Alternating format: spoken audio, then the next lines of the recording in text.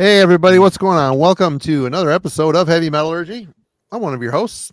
I'm Marty. It's good to see you. And Alan, how are you? I'm good. Happy 4th of July, everybody. Woo! Hope everyone is doing well and having a fun day off, relaxing, taking it easy, having some beer, hanging out at the pool, blowing fingers off with M80s, whatever floats your boat for the 4th of July. And glad we can hang out here with folks tonight. We've got a guest coming back after a long hiatus. It's been too long since we've had Nick on the channel. Nick, how you doing, guys? Welcome back, Nick. It's been a while. What was the last one we talked about? Album covers and album art. And Alan, you graced us with the mighty Randy. I will never forget Randy. Randy's not the hero we deserve, but maybe the hero we just have. The hero you're stuck with, whether you want him or not. Yeah, we got Randy. He protects the parking lot and the gas station and the cigarette machines. He would very much be the guy that hangs out outside the 7-Eleven. And coincidentally, the entire band looked like they were named like Randy too, which is even better. But yeah, long overdue. I've been stoked to come back on, and I wanted to make sure I had something fun to talk about because I don't know, like I make up lists and different stuff to talk about in terms of videos, and this one I've been working on for a while, and I just thought it would be kind of fun. Agreed. Yeah, it was a very fun idea, and we're looking forward to getting into it with folks here in just a bit. But first, let's talk about Thraws of Metal. I'm sure everyone that watches this channel is very familiar with Thraws of Metal, of course. And what's been going on over there? And people, if you are not familiar with Thraws of Metal, the link is in the description. Go check them out, give them a sub. They're very prolific reviewers and do some live streaming and all that fun stuff. So definitely go check them out. So Nick, what's been going on over there? Pretty much. I mean, we've kind of got out of the post MDF haze. That was an absolutely amazing adventure. Once again, minus the second degree burn in my foot. I just can't believe that, man. Dude, the city of Baltimore fucking bit me. But it's healed up nice. But kind of getting back in the swing of things with the reviews. July is kind of a slow month, but it looks like again the back half of the year is getting completely loaded with big releases because it's every year. But getting back to the rankings and such, got a couple other videos I'm still working on, catching up on collection update stuff because I may or may not have bought a lot of music again. Imagine that. You're gonna need a bigger house. Believe it or not, I still got a lot of room, and that is dangerous because I I don't like looking at the empty shelves. Like you need stuff. Yeah. As long as there's room, it doesn't feel. It's like, well, it's okay. I got space for it. And it's organized, so it's not. It's easy to justify as long as there's space. Yeah. Once it's not starts, when you run out of space, that's when you start to feel. Believe me, I have a lot of backup justifications when it gets too bad, but I'm not there yet, so we're all good. But things are going pretty well, and we're looking forward to. I think we're at 11,000 if we're being, which is still a stupid huge number. 39,000. That'll be like 4 years from now, maybe. I don't know. Who knows? Oh, it's great. When we started doing the greatest hits thing, which has been a lot of fun, that was Shred's idea. It was like, let's be like kind of a companion piece to the rankings. Like we have to make a definitive greatest hits for each band that we've ranked, and that's been fun. Also led to a lot of bickering at the table as to what goes on and what goes off. And after we finish up with Sepultura Part 2, because we're going to cover the Derek era, because I like it too. It'll be Iron Maiden, and that's where Shred is going to bitch about everyone's selections. And it'll be fun. It'll be fun, I'm sure. Indeed. That's the whole point of this. For sure. Yeah. But so this was a topic you've had kind of rolling around in your head purposely for Thralls. So why didn't it ever happen on Thralls? I'm glad we have it, but the thing, the thing that kind of like stuck with me is like we've gone over a lot of bands that have had like themes that are kind of outside of the usual tropes. Like, I mean, we go over a lot of death metal, of course, gore, zombies, Satan, Lovecraft, and then black metal, more Satan, just differently done, politics, socio-political stuff. You kind of get used to a lot of the same themes throughout metal. Like we have our tropes. But I like, it was kind of interesting to kind of go over ones that like, oh yeah, their theme is just very specific, very focused, or it's kind of a common theme but told from like a different perspective. And it's kind of universal throughout their entire catalog. It isn't just like they did a concept album or something, and then they was back to zombies and gore and death and Satan. So I've been kind of compiling this list of bands that have had unique themes, whether they're like more humorous, more serious, like some of this does border on satire points, but they had something that they wanted to kind of make stand out, and they wanted to just do something different. And I don't know, I kind of like that because I kind of like the adventurous spirit of metal in general, and hearing bands go kind of off the rails on a weird subject, I don't know, that's just kind of fun. Right on. Yeah. And it sounds like you went a lot deeper with it than I may have. I'm kind of, I picked bands that maybe did Dress Up Time or have sang about certain topics, but I don't know, it'll be interesting. I tried to pick, there's some obvious shit I picked, but there's some stuff here that maybe some people haven't really checked out. So we'll see. What about you, Alan? How'd you approach the topic? Yeah, a little bit of everything there.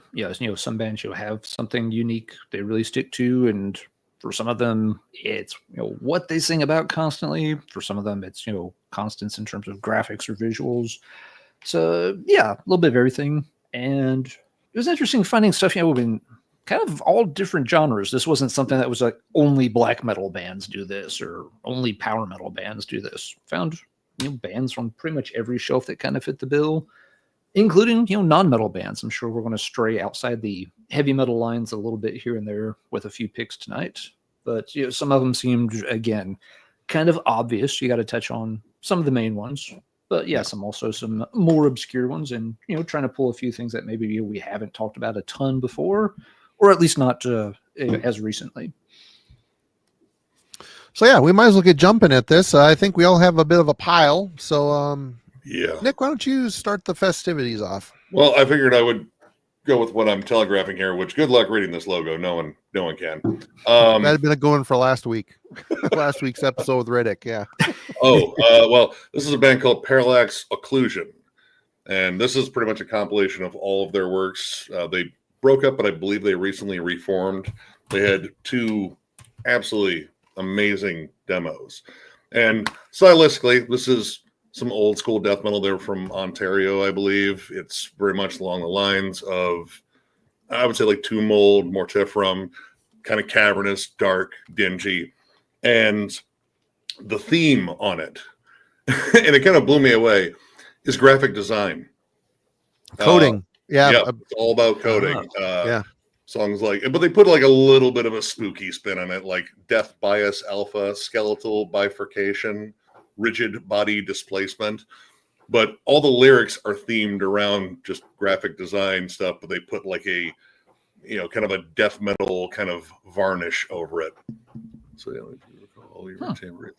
oh shit. Hey, what's up, man? Dude, I bought so much fucking shit there. I'll be back there at some point. I don't know when, maybe next year, but definitely going to buy more there. You have a killer fucking store, man.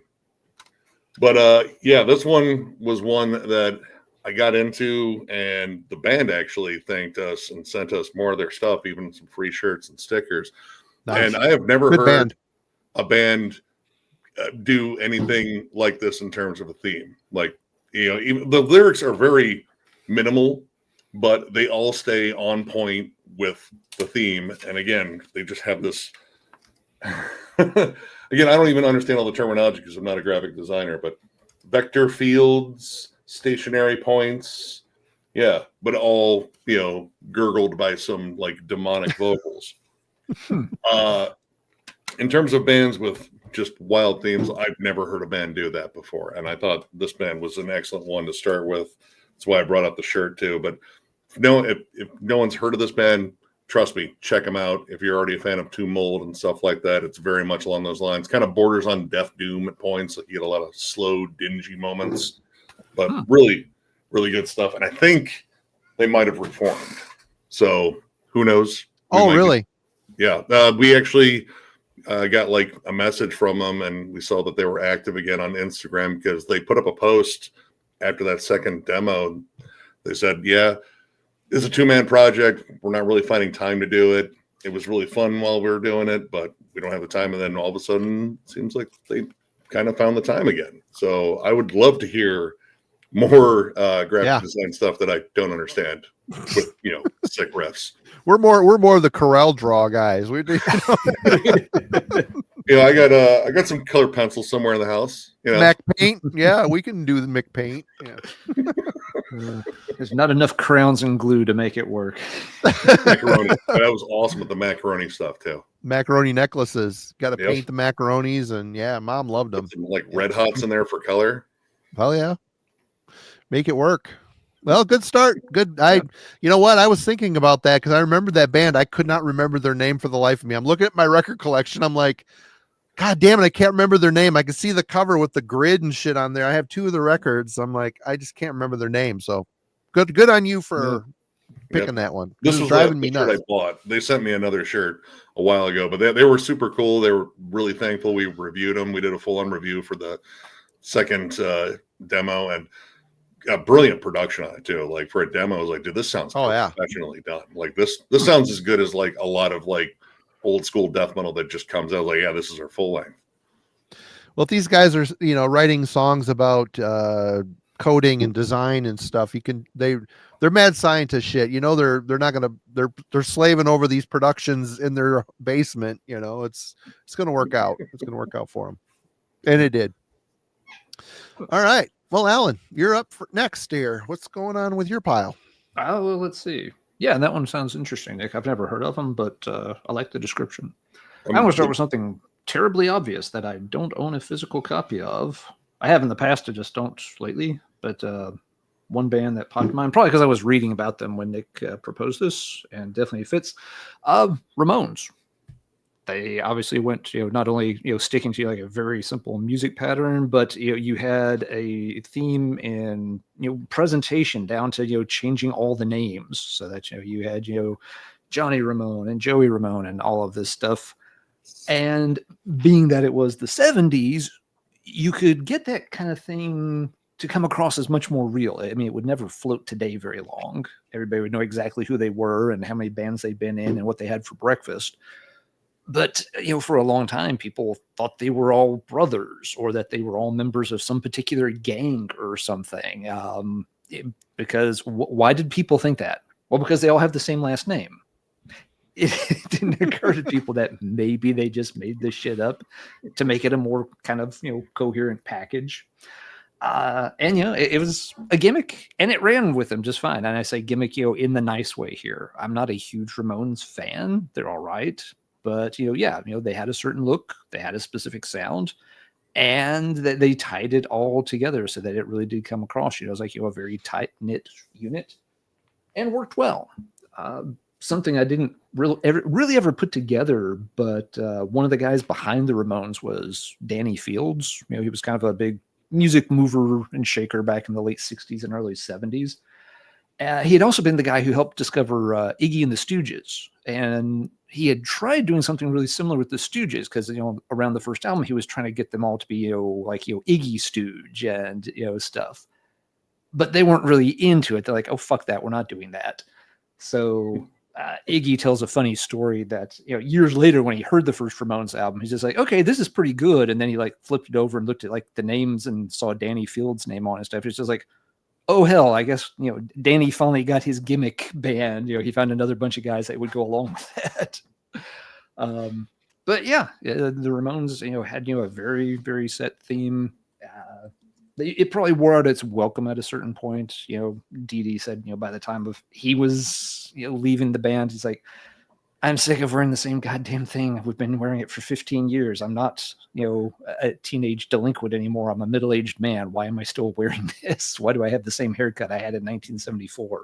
So the theme probably lasted longer than it should have, but they did get a lot of mileage out of it, and it's still very iconic to this day. So figured I would start with that one, the Ramones. It's a good one. All right. Good one. Good start. And for me, call me Captain Obvious here, but I was a teenager, and my parents, after growing up in the middle of the woods with 1.5 channels my whole life, My dad scrimped and scraped and finally got a saddle, one of those big 12-foot satellite dishes that got everything for a while until they started scrambling everything. But I was watching an episode of Night Flight one night, and that show turned me on to Fields of the Nephilim. But one night they had an expose on this band that was very punk at the time that this expose came out, but they turned into kind of a metal force and are still around today, and that would be Gwar. There you go. Good one. This is the first Gwar I ever heard. Was their first album. I saw it's on Shimmy Disc cassette. It came out. I got this tape shortly after seeing the episode. It seemed like theater, just like punk rock with a little bit of a metal background spirit in it. But just the documentary thing on Night Flight was so interesting, and I loved it. This is just super catchy. I hear a lot of Misfits in this. There's a lot of Misfit edge, like oh type of stuff, singing along, And then on this album, they got a lot more metal, and of course, that is just such a killer. It's a killer back tray photo, and this is a band that has lived and died by their gimmick. It's super inventive. It's super, like Gwar, hate Gwar, don't care. Go see them at a show and, stand at the edge of the stage and having the guys as slaves, jerking off their appendages into the crowd and people jumping up trying to catch crap out of the crapapult. And it's a hoot. It's a fun time. I've seen them probably 4 or 5 times in my life. And every time, the last time they played about a mile from my house. And when you get a band like this come to Traverse City, Michigan, it's kind of a cool thing. Brocky just kind of mumbled through the songs, but still was fun, man. A smallish kind of, it wasn't super. It's Ground Zero is big. It's not huge, but it's a cool club. There's room, but it was great, man. People dress up in the white shirts and get covered in blood. But yeah, it's basically a gore fest type of thing. A lot of blood, fake blood, prosthetics. It's just fun. And when Nick mentioned this topic, they were the first thing that popped into my mind. Of course, I'm sure you guys probably have some stuff to show from them as well. But I left Gwar off, oddly, just because I figured, you know what, someone's going to bring up Gwar, and I got a lot of other stuff here. Gwar is necessary. I remembered, God, I forget, it was either I saw the video for Gorgor or it was hearing Slaughterama for the first time and hearing that song. I was like, dude, this song is fucking bizarre. It's awesome. Yeah, it's fun. They've got albums that are better, some better albums that are better than others. It's been a long career.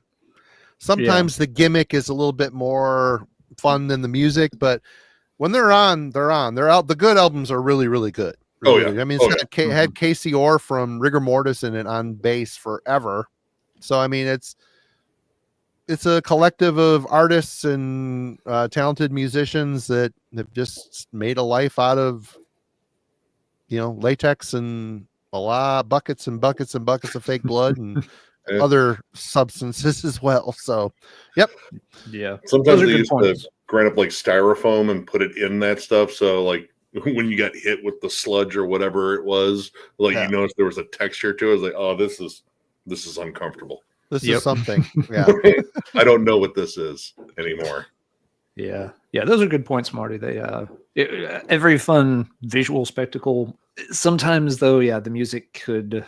There's a fine line there between sometimes being artistic and just straying into campy, and they're not always on the right side of that line. But always a fun band, even when they're not exactly nailing it musically.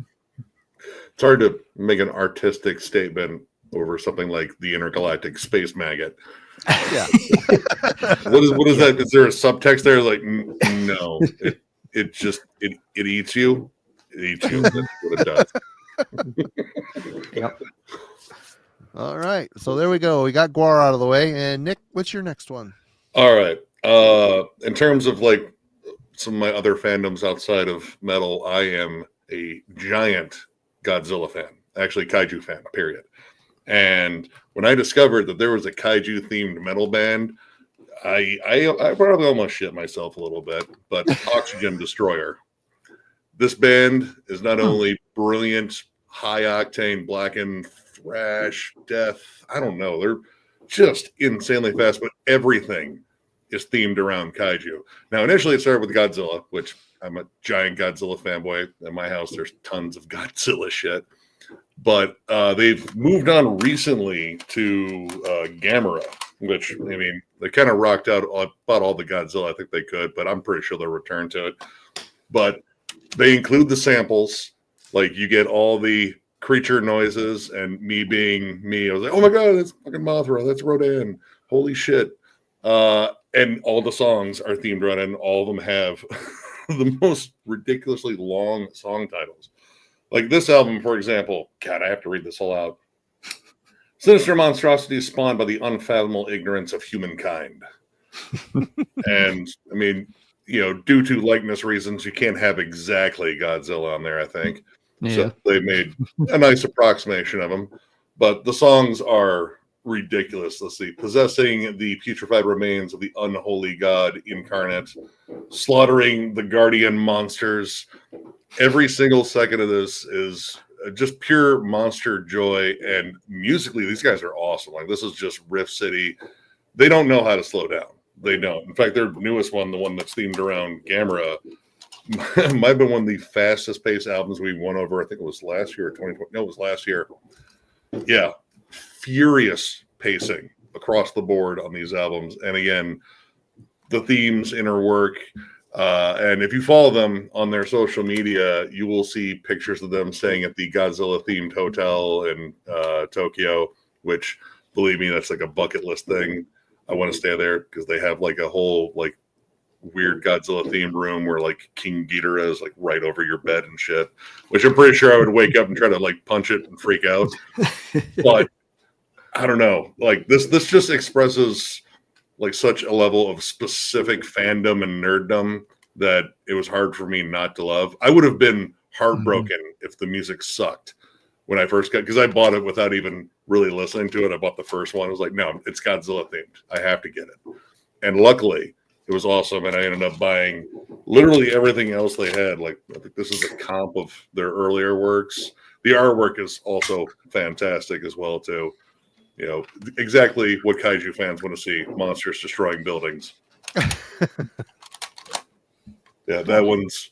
So you're big on the game, the arcade game Rampage back in the day, weren't you? Dude, I used to dump quarters into that. Oh my god, that game was so much fun. Yeah. I think I had the N64 version too, World Tour, and I did get a Destroy Toledo, which was oddly kind of gratifying.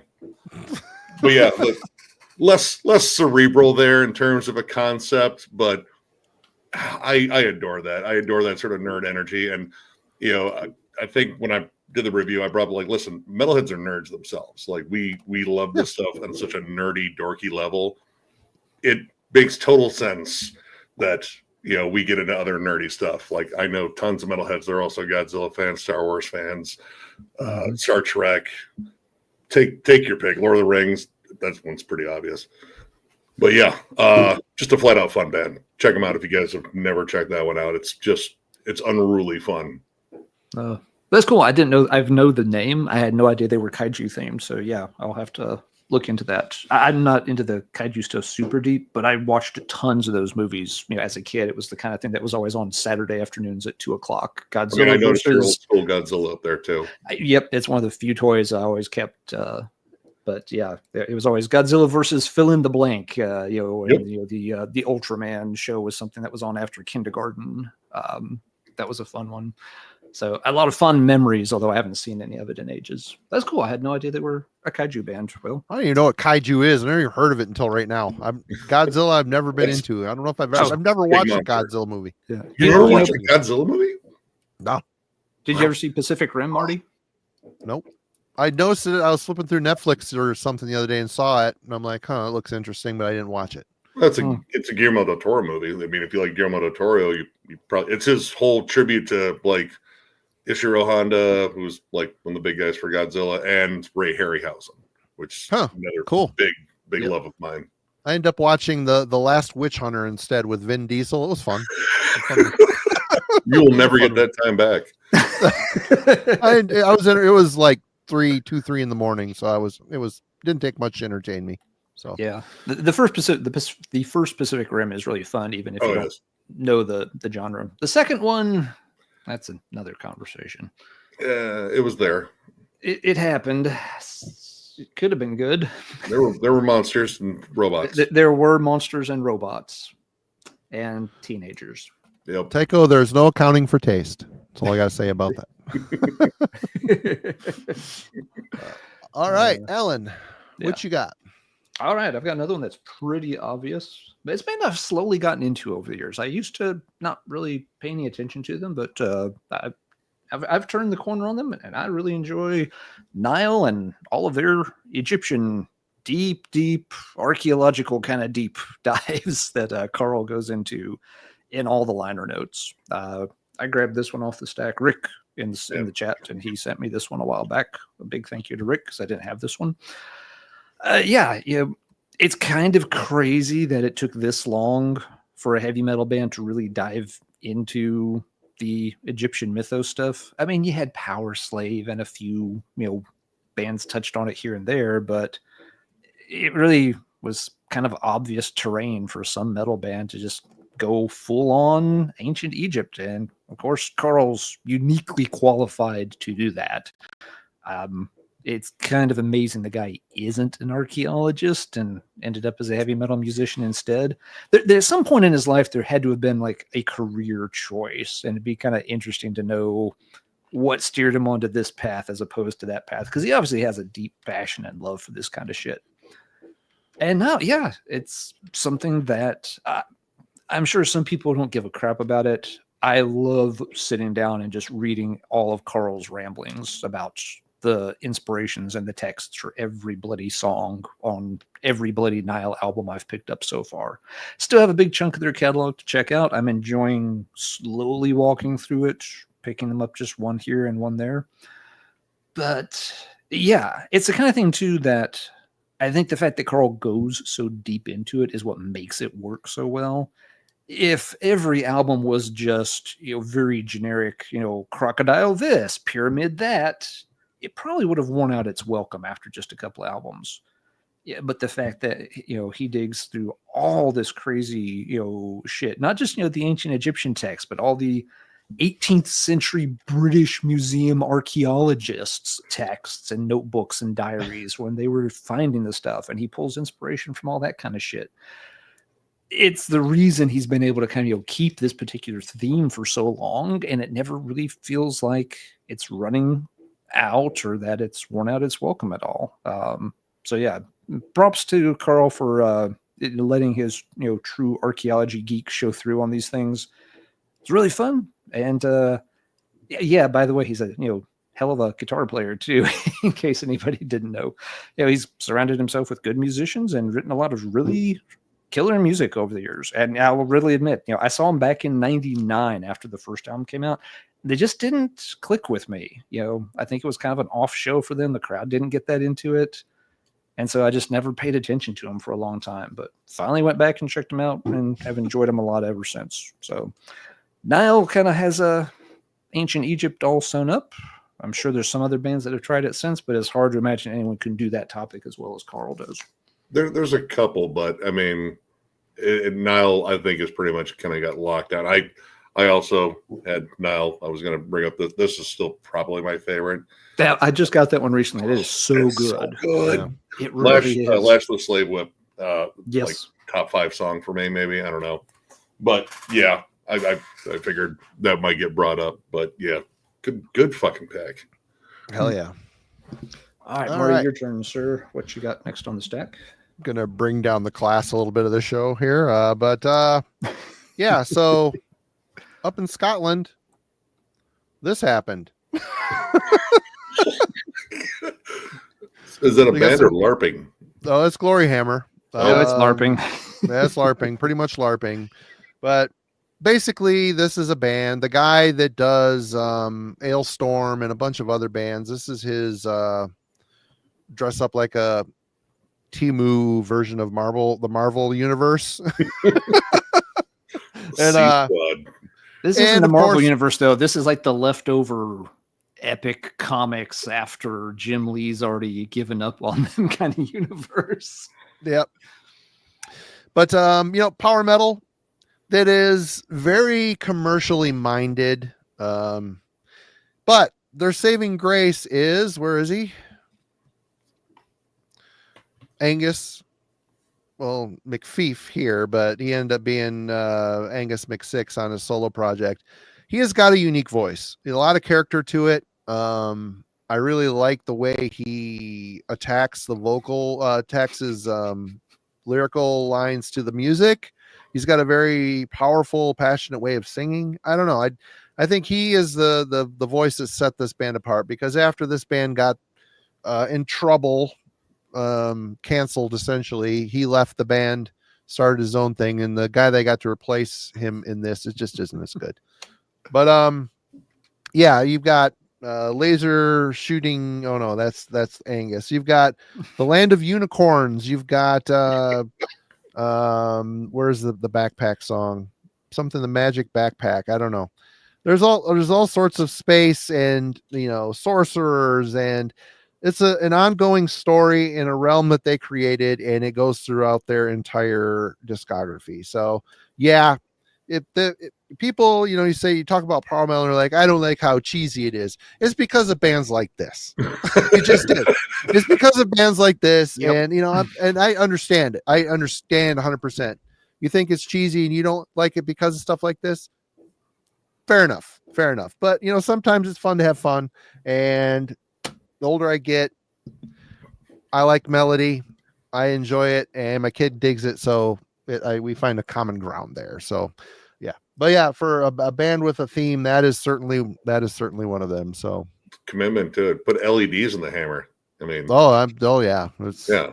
yeah, that's practical. You gotta, if you're fighting in the dark, you gotta see who you're swinging at. You might hit your level 3 dwarf paladin thief by accident. Otherwise, oh shit, he was my medic. Fuck. Like, damn, we lost the Band-Aid.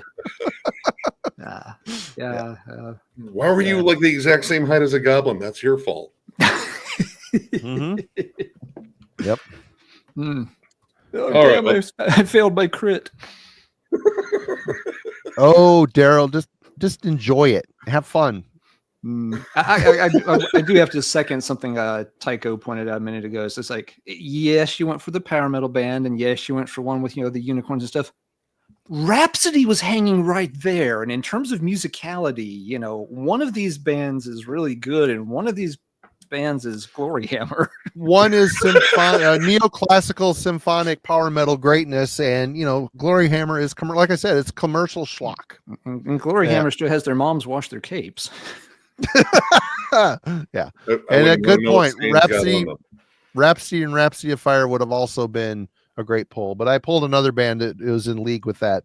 I didn't want to go all power metal for this episode, so I'll do one more. Never go full power way. metal, Marty. You never go full power metal. Well, yeah. Anyway, Nick.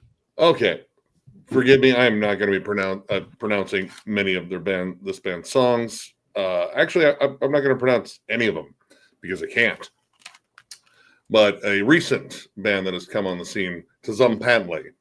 I think that's how you pronounce the band's name. I'm not going to try to say at least this album because I can't. I don't know how to say any of these words because everything is themed around Mesoamerican tribes, Aztec, Mayan, and they really, really stick the theme so much so that it is crippling for me to fucking go over this and tell you which tracks I like because I have just a blur of fucking letters. This one, at least their second album, Beating the Drums of Ancestral Force. Thankfully, I think that is the only thing on here that is in English, and I can tell you at least the album name. This one, it begins with TL, and there's an A, I think, and that might be a Z or a 3. I'm not sure. But this band includes like a lot of this really interesting tribal atmosphere into like a flat-out death doom sound, and it's very interesting that this one, their debut, this was a 2-piece band at this point. And then this next album, by the time they got down to their second album, they had 9 members. They started including way more tribal percussion, death whistles, like the creepy Aztec death whistles, the are used to Call the Dead or whatever. They are very vested in their theme, and I mean, they look the part. You know, they got the machetes, the face paint, and musically, this is like really interesting stuff. Like, there's that many people in the band. How many is it? Like Earth, Wind, and Fire of death metal, it's or like what? 9 people now. Like this album, this was a 2-band project to start with, and then they got pregnant with members. They did. But in terms of like the style itself, like you have, again, kind of a more death doom kind of droning sound, but the atmosphere, especially on this second one, really started to change with all, you know, like a lot more percussion. The lyrics, granted, are, you know, only occasionally in English, but they are themed around Mesoamerican mythology, history, and again, how they incorporate all the instrumentation. And I think is really interesting because the tribal percussion, like, it stands out. It doesn't sound like your standard like tribal beats, like, oh yeah, that could be like literally anything. This has like a very distinct sound. Like there's even like wood blocks, again, like weird chanted calls, lots of like, I wouldn't even call them gang vocals. Like they're like chants in ancient Aztec. I don't know. But really interesting theme. They stick with it. And I kind of want to see this band live now that they have so many members. I want to see all these guys get down and, I don't know, just do whatever. We just threaten people with machetes. That'd be kind of fucking cool too. But yeah, I've never heard a band go like Mesoamerican. Like, you know, generally when we're talking about like ancient stuff, we're talking about like ancient Greece, ancient Egypt, you know, stuff like that. This is kind of left out for the most part. So I kind of like that this band has that unique theme. And musically, again, this is really, really solid. Super heavy. Like the production on here is dense and murky and thick. And I think they have a couple of members of Zabalba. They also share too, which is like a death metal, hardcore, doom kind of hybrid. But yeah, awesome band. Really interesting theme. Very dark. Lots of human sacrifices and slitting throats with obsidian blades and all that fun stuff. Pretty metal. Some folks are asking for you to type that into the chat, or asking what the name of the band is, and you might want to type it in there. I'm make sure I spell it right. Yeah, that's the all right. You got to copy and paste sometimes. Yeah. Alan. Yeah. All right. So we had some fun at Marty's expense. I want to maybe try to take a little bit of the heat off of him, because it's not just power metal bands that sometimes go off into, you know, their own imaginary fantasy land. Black metal bands do it on occasion too. Going through the shells, one is just like, oh yeah, this band definitely kind of has their own theme because they built their own world to write their own songs about. It's Stormkeep with their Tales of Other Time album. It's symphonic black metal.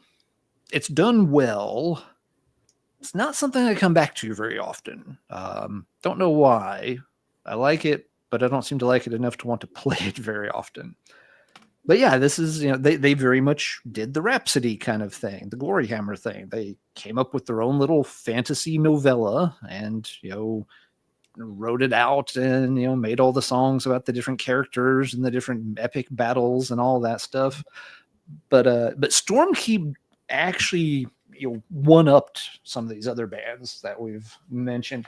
Not only are, like, you know, all the song titles and all the lyrics put together, Stormkeep, to make sure that you didn't get too lost in the concept, the insert that comes with it is the fucking map of their own fantasy world creation. I can see my house from there. This is some Rand McNally shit they got going on right here, boys and girls. Yeah. So you can literally follow the epic adventure, you know, on your own big fold-out map. Bravo. This is one of those things when I bought the album and found this in there, I'm just like, oh damn, this is this is fun. I don't know how this is going to turn out, but it is a fun idea that you get the map insert. So now I want to watch Goonies. Hey, you guys!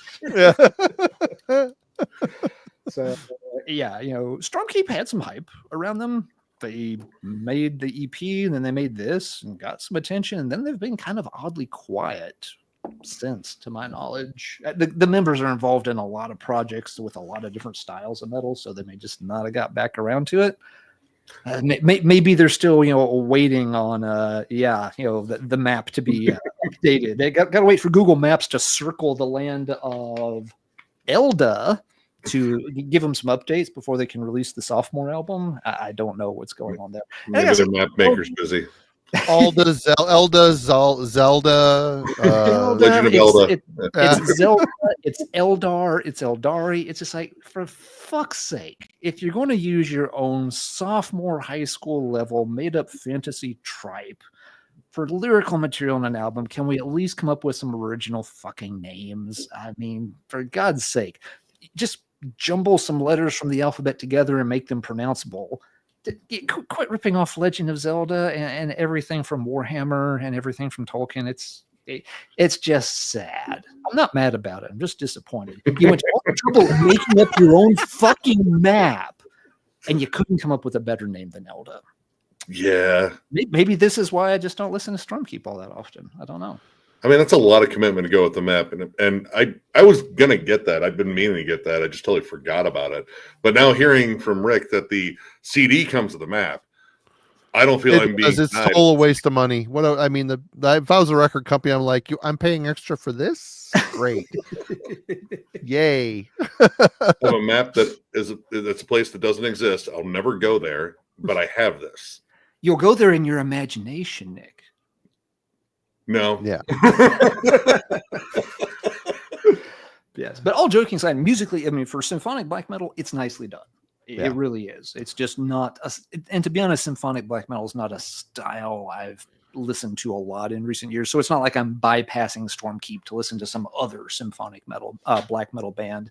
It's just not something I've been, I guess, in the mood for the past few years. But it's a cool album. Just they went deep on the concept.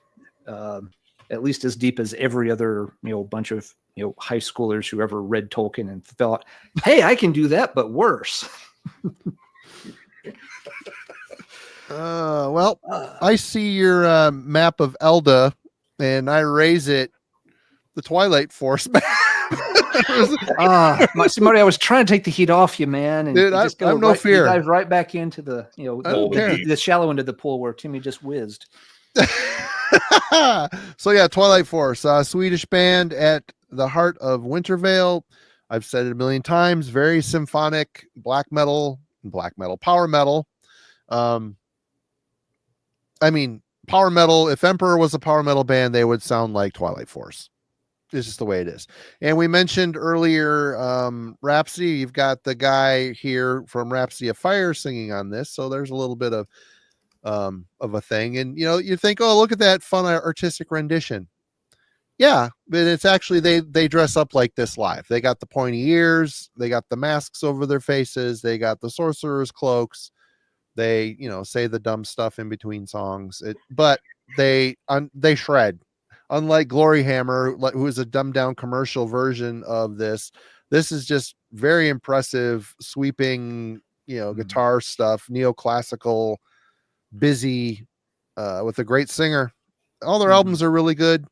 This happens to be their latest. Now this band, to back you up, this band, has the goofy look and stuff, but they have the songs, they have the chops to kind of back it up. They do. Yeah. Which is where, when I rag on a band like Glory Hammer, it's not because they look or act cheesy. It's because I think they don't have the chops to back it up. They put they're hyping themselves based on the bullshit, not the music. Twilight Force is damn good music. They could drop all the costume stuff and be just fine. But it's their call to keep it. Yep. All right. I think I've got all the blatant power. Well, I got some other fun things. We'll see. All right, Nick, you're up. All right. Since we've delved into realms that require maps, and we're bordering on the hitting the Narnia at this point if we get any further. There is a Narnia themed band, I think. Oh, there's a band called Narnia. Narnia. They're a Christian band, if I remember right. God, well, it makes sense because Narnia is a Christian parable. Yeah, I mean, all right. Totally. First off, I would be interested in anything Earthworm Jim related because that game was awesome. But yeah, I need to dumb it down. We need to get down to some beer. Trappist, and this is Ancient Brewing Tactics. This is hardcore / crust punk / grind thrash, and it is all themed around beer. And Nice. so themed that they actually have beer pairings for each song. So each song, apparently, you can guzzle down a beer to, and they're legit like good beers listed too, like Three Floyds, 50/50 Brewing, like a lot of Orval. Yeah. The patron saints on here, Orval is the recommended pairing for it, and that's a really solid Belgian. But yeah, like all the songs, I mean, it's definitely goofy. Let's see. This means wart, WORT. It's fun there. Let's see. Giving the boot to Reinhuschgebot, which is the German purity law for like different ales. What else we got here? Frank the Tank, no corporate beer. I mean, I'm totally behind that. But yeah, tons of bands talk about beer. Like every crossover thrash band, when they're not, complaining about the government or the cops, it's rage, let's destroy shit. But I like the fact that this stayed really on the beer, like down to songs, about brewing the beer and, yeasts and all the different shit that goes into it. And it's done in such a fun, tongue-in-cheek way. Even I read an interview with them going into this, and they were like just short one-word answers. Like they asked them, "So why beer is the theme?" I was like, "Why not? I mean, it's beer. Beer's awesome, like literally all the time." And yeah, for the most part, I have to agree.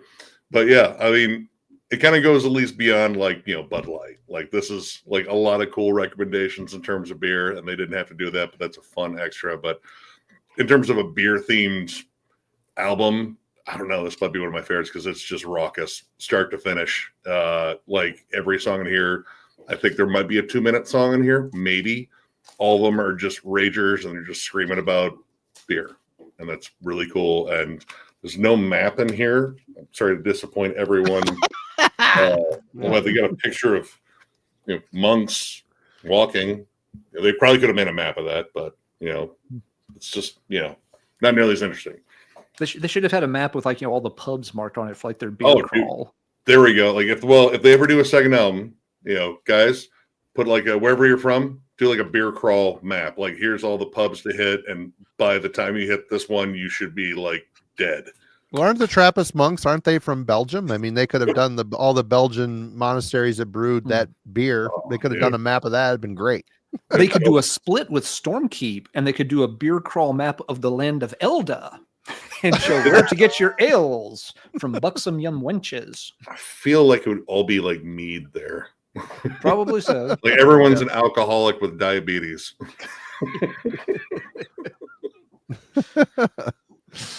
All yeah, there we right. Alan. Good deal. All right. So I have to tell a buddy of mine about that. He's very into the whole brewing culture and also a pretty big hardcore fan. So he probably already knows about them. Let's see. Folks in the chat were mentioning this one earlier, and it was in the stack. So I just shuffled it up to the top since it had already been discussed a little bit.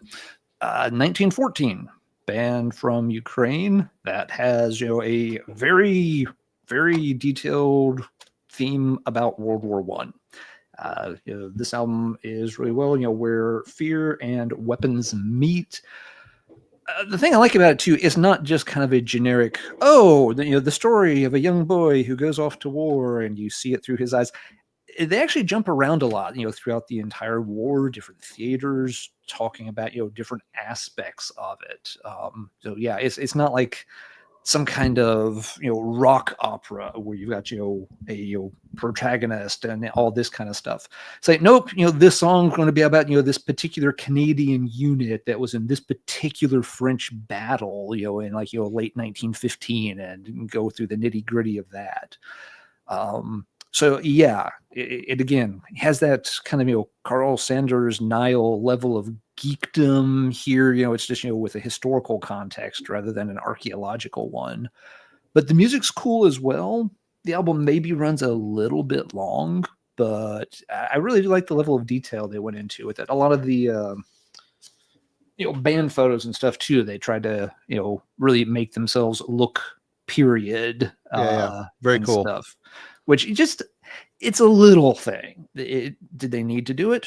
No, but they did put in those kind of extra efforts. A lot of the layout and stuff for the booklet, and I don't know how many of these are historical pictures and how many that they've just kind of put together to give them that aesthetic. But it works really nice. It makes for a really nice complete package across the whole thing. I haven't checked out any of the band's other stuff just because I haven't come across them, but folks speak highly of some of their other work too. And I don't know if they've done anything since this. It feels like this one's really good too, Alan. The one before it, the blind, the one with Dave Ingram on it. The blind leading the blind, Okay. Yeah, I remember that name now that you mentioned it. But and have they done anything since Where Fear and Weapons Meet? Nope. They got announced for MDF next year though, and I'm pretty excited. Oh, cool. Oh, very cool. Okay.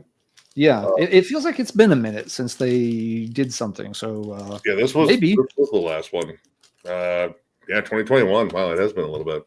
Yeah, it's been a few years, so maybe we get something new before MDF. That would be good timing. You never know. That album. I mean, well, both those last two. And the first one's good, but those last two have been excellent. And it's the atmosphere that I really like because they put you in the trenches. There is a song.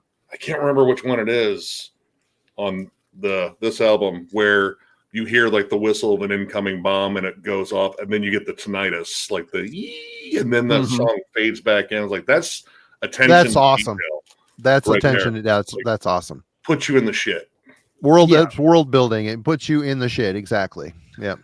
And then again, they're not approaching it from the standpoint of like, oh yay, this side's going to win, or ooh, the Germans were bad. It has more the bolt throwerish approach of like, here's what it was. Here's war, and war kind of sucks.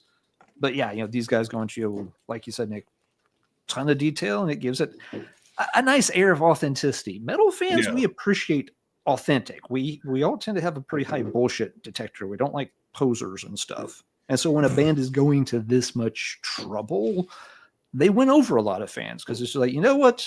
They're really into this shit, and they've proved it.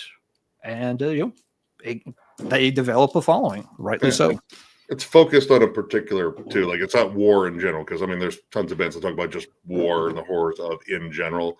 It's specifically World War I, and like they talk about specific battles and such. Like it's a really in depth listen. Like I really dig the shit out of that band. Yeah. It's a war too that, I mean, at this point, it's fading. It's not something that people know or remember a ton about. You don't have World War I veterans anymore. Hell, you barely have any World War II veterans. The World War II guys are pretty old. Yeah. The few of those, are all ancient. So I think I remember a few years ago reading that like the last World War I veteran had passed away. So there's none of them left. And that kind of stuff fades into history. So it's kind of also a nice nod that they didn't just pick something random and modern. That would have been maybe a lot easier to find material and reference on. But they're like, of all the things, they're like, no, we're not doing the Civil War. No, we're not doing World War II. Not something, that's maybe better known. It's just like, we're going to focus on the war that actually doesn't get as much attention, but was obviously a huge, huge event in the first half of the 20th century. It gets overshadowed by World War II in the middle of the 20th century. Yeah. Probably shouldn't have called it the war to end all wars right then and there. And we might have been off on that. Some jerk from Germany is like, here, hold my beer. Yeah. The thing of it took me a long time listening to that 1914 stuff. I'm like, God, these guys remind me of something. I couldn't put a finger on it. And then it finally clicked with me. People wonder what they sound like. They've got a kind of a modern feel to them in a similar way that middle era Hypocrisy does to me. I hear some like Fourth Dimension in there, some Abducted, that whole really bright, well-produced guitars, and it just has that riffing style. I mean, I'm not gonna sit here and say it's a direct Hypocrisy clone, but they'd be good on tour together. I think they complement each other well because there are some modern metal type of similarities there. Yeah. Great band though. I enjoy the hell out of it. The 2 CDs I have anyway.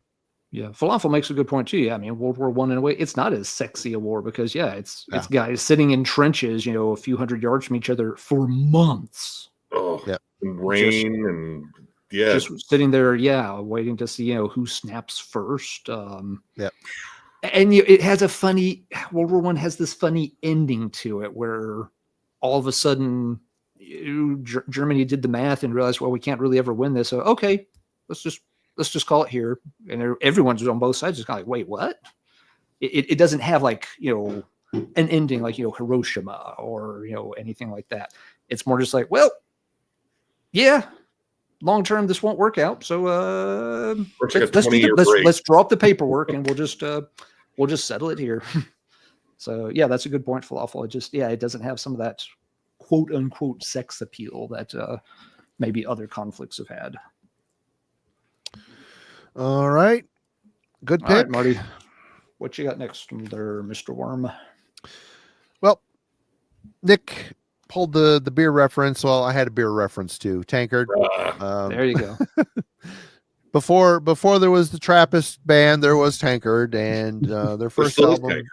Yep, there still is Tankard, and they're still writing songs about drinking beer and getting drunk. The way Baby Jesus wanted it, I guess. But these guys have their own sound. Yep, German speeds / thrash metal, but they just a good musically. I mean, this is a great album. The one before it, Chemical Invasion, that album rips from start to finish. I love it. It's technically advanced. It isn't a drunk guy.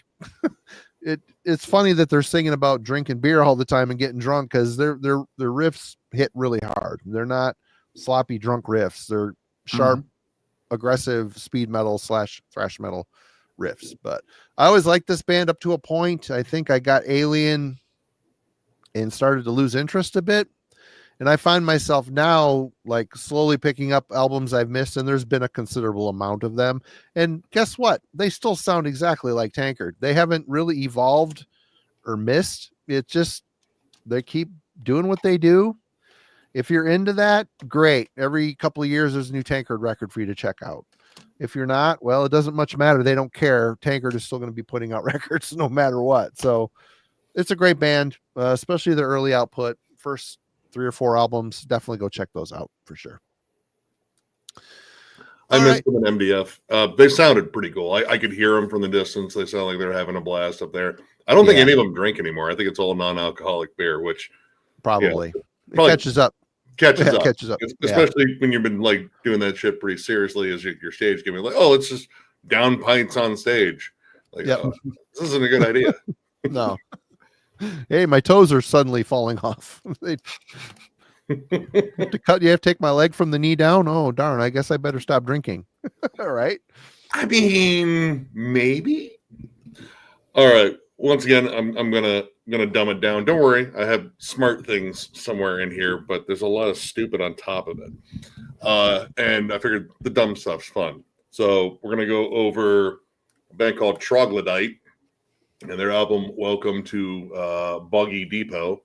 And this is a Sasquatch themed death metal band. My God, yes. From Missouri. Oh, that's right. I forgot about this. I forgot about this too. Very strict, like brutal death metal, I guess you could say. Like it shares a lot of common lines with like Dying Fetus, Broken Hope, and Sasquatch. First off, I think that album art is absolutely fucking awesome. Like that screams like a VHS movie I would have picked up in a heartbeat. Like, dude, is that Bigfoot ripping off a chick's face? Done. Sold. What is it? $1 a night? Done. But they stick with it. They wear not the best Bigfoot masks. Like, they don't look great. They look like every mask that Corey Taylor probably rejected. Like, no, not that one. Just throw it in the pile. And then somehow it made its way to Missouri. But in terms of the theme, like, they stick with it. Like, you have Bigfoot grunts that come out in between in terms of, like, you know, the standard growls. And, I mean, of course, the song titles, Symphonies of Sasquatch. That's a good one. Bring me the head of Bigfoot. I want to be in this band real bad. I don't know if I should say that one. That might get us in trouble. Skunk Ape non-consensual sex, The Rapture. Let's see, Hit by the Hendersons. Yeah, they oh, and of course the only good hippie is a dead hippie. I don't know why they threw that one in there. Yeah, there's also Thrasquatch. I do own a couple of their albums because they sent me their albums. Thrasquatch. It had nothing to do with this one. I got this much later. I got this down in Florida. I might have actually got it in the dude that commented at his store, but I saw this and was like, "There's, I have no reason not to get this. I don't even care if it's stupid. I want it to be stupid, and it was, but it was also fun. You know, it's again like straightforward, blasty, brutal death metal, good pockets of groove, good chuggy riffs, but yeah, it's all about the Squatch and just making a death metal band around it. I hope this band's still around because I kind of want to see this live just to see how dumb it gets. Because I anticipate waves of dumb, and that's exactly what I want. But yeah, good band, Troglodyte, fun stuff. They have other albums. This is the only one I can find of theirs. Apparently, their stuff's kind of hard to find, but which is appropriate. Kind of like Bigfoot. It's kind of hard to find. There you go. Yeah. Well, there's also a Yeti song on here too. Which one was it? A mummified Yeti hand. It's important. They don't discriminate. Skunk ape and Yeti are included. No urine. Yeah, I've got a picture of a guy walking out of a record store holding one of their records, but it's really blurry and kind of grainy. You can't make out his face at all. It could be a Troglodyte record. It could be a Trogs record. Not quite sure based on the photo evidence. Was he like 7-8 feet ish tall, really hairy, smell bad? That's the store owner, dude. Oh, okay. I'm sorry. If I was in that band, I would demand a song written about Leonard Nimoy's In Search of Bigfoot, because I saw that as a kid, and I grew up in the woods. So I mean, that haunted my dreams up until being an adult. To be honest, you just call it In Search of Nimoy. I mean, In Search of Nimoy. Yeah, exactly. Yeah. Oh, did your mom tell you to go play in the woods? Like, no, I can't. Bigfoot will rip me in half. I would, and I'd start freaking out a little bit. Yeah, it was crazy. All right, Alan. Okay, we mentioned them briefly earlier, but they definitely deserve to be circled back to Misfits. Misfits had multiple themes going on. That's a weird, different version cover I've never seen before. Yeah, it's same here. Yeah, it's a bootleg. It's actually demos from the Earth AD sessions. Side A is a set of demos from '83. A few of them are instrumental. A few of them have vocals from Glenn. And side B is a set of rehearsals from '82. It's actually not a bad sounding set of demos. These Misfits bootlegs, you pay your money and you take your chances. Sometimes the sound quality is cool and there's something you haven't heard, and other times everything's mislabeled and the needle will barely catch in the grooves because they press them too shallow. But this one turned out okay. I am a sucker for Misfits bootlegs. When I come across them in the wild, unless they're stupid expensive, I will buy them almost every single time. So yeah, this just happened to be the one I pulled off the shelf. Misfits went, pretty hard on the themes. They had, a very tight visual aspect. They had the lyrical thing going on too. And they pulled it all together in this weird, unique combination, and somehow it still worked as a hardcore punk outlet. But it was so different from every other hardcore band. Hardcore, had a very street level aesthetic. It was, just kids hop on stage and do your thing. And Misfits clearly weren't doing that. I mean, it sometimes didn't come across, great. Guitars would fall apart and be out of tune and all that shit. But I mean, they were putting a lot of effort into presenting this and writing songs that on one hand had a weird 50s throwback kind of feel. And on the other hand, were referencing, all this crazy underground shit, whether it was Kaiju or, just all the crazy, C-grade horror movies and stuff. And they made it all work. They, of course, had, Glenn Danzig as a secret weapon, incredible vocalist, and in his prime back then, of course. But they just somehow made it all larger than life, which really, I think, over time was what helped them stand out compared to a lot of the other bands on the scene at that time. Again, all the other bands, it was meant to be, just, very much, music for the kids, by the kids. You hop up there, you bash out your thing or whatever. And then you had, these, fucking sized guys, plus Glenn, wander in looking like they're from Mars, playing songs about teenagers from Mars, with all this, spray paint and, Crimson Ghost imagery and everything. And it has endured. So, there wasn't necessarily a ton of recorded output at the time. It's, 7 inches all over the place, an EP here and there. There were only 2 full-length albums really ever officially released, yet it ended up being this massive catalog of stuff that you can just keep digging through in terms of rehearsals and different versions that Glenn cut by himself but had a Misfits label on, and versions later that he didn't.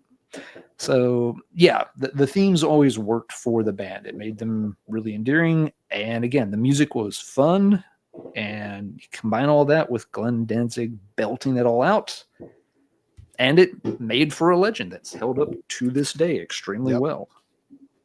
So, Misfits, had their themes and worked well.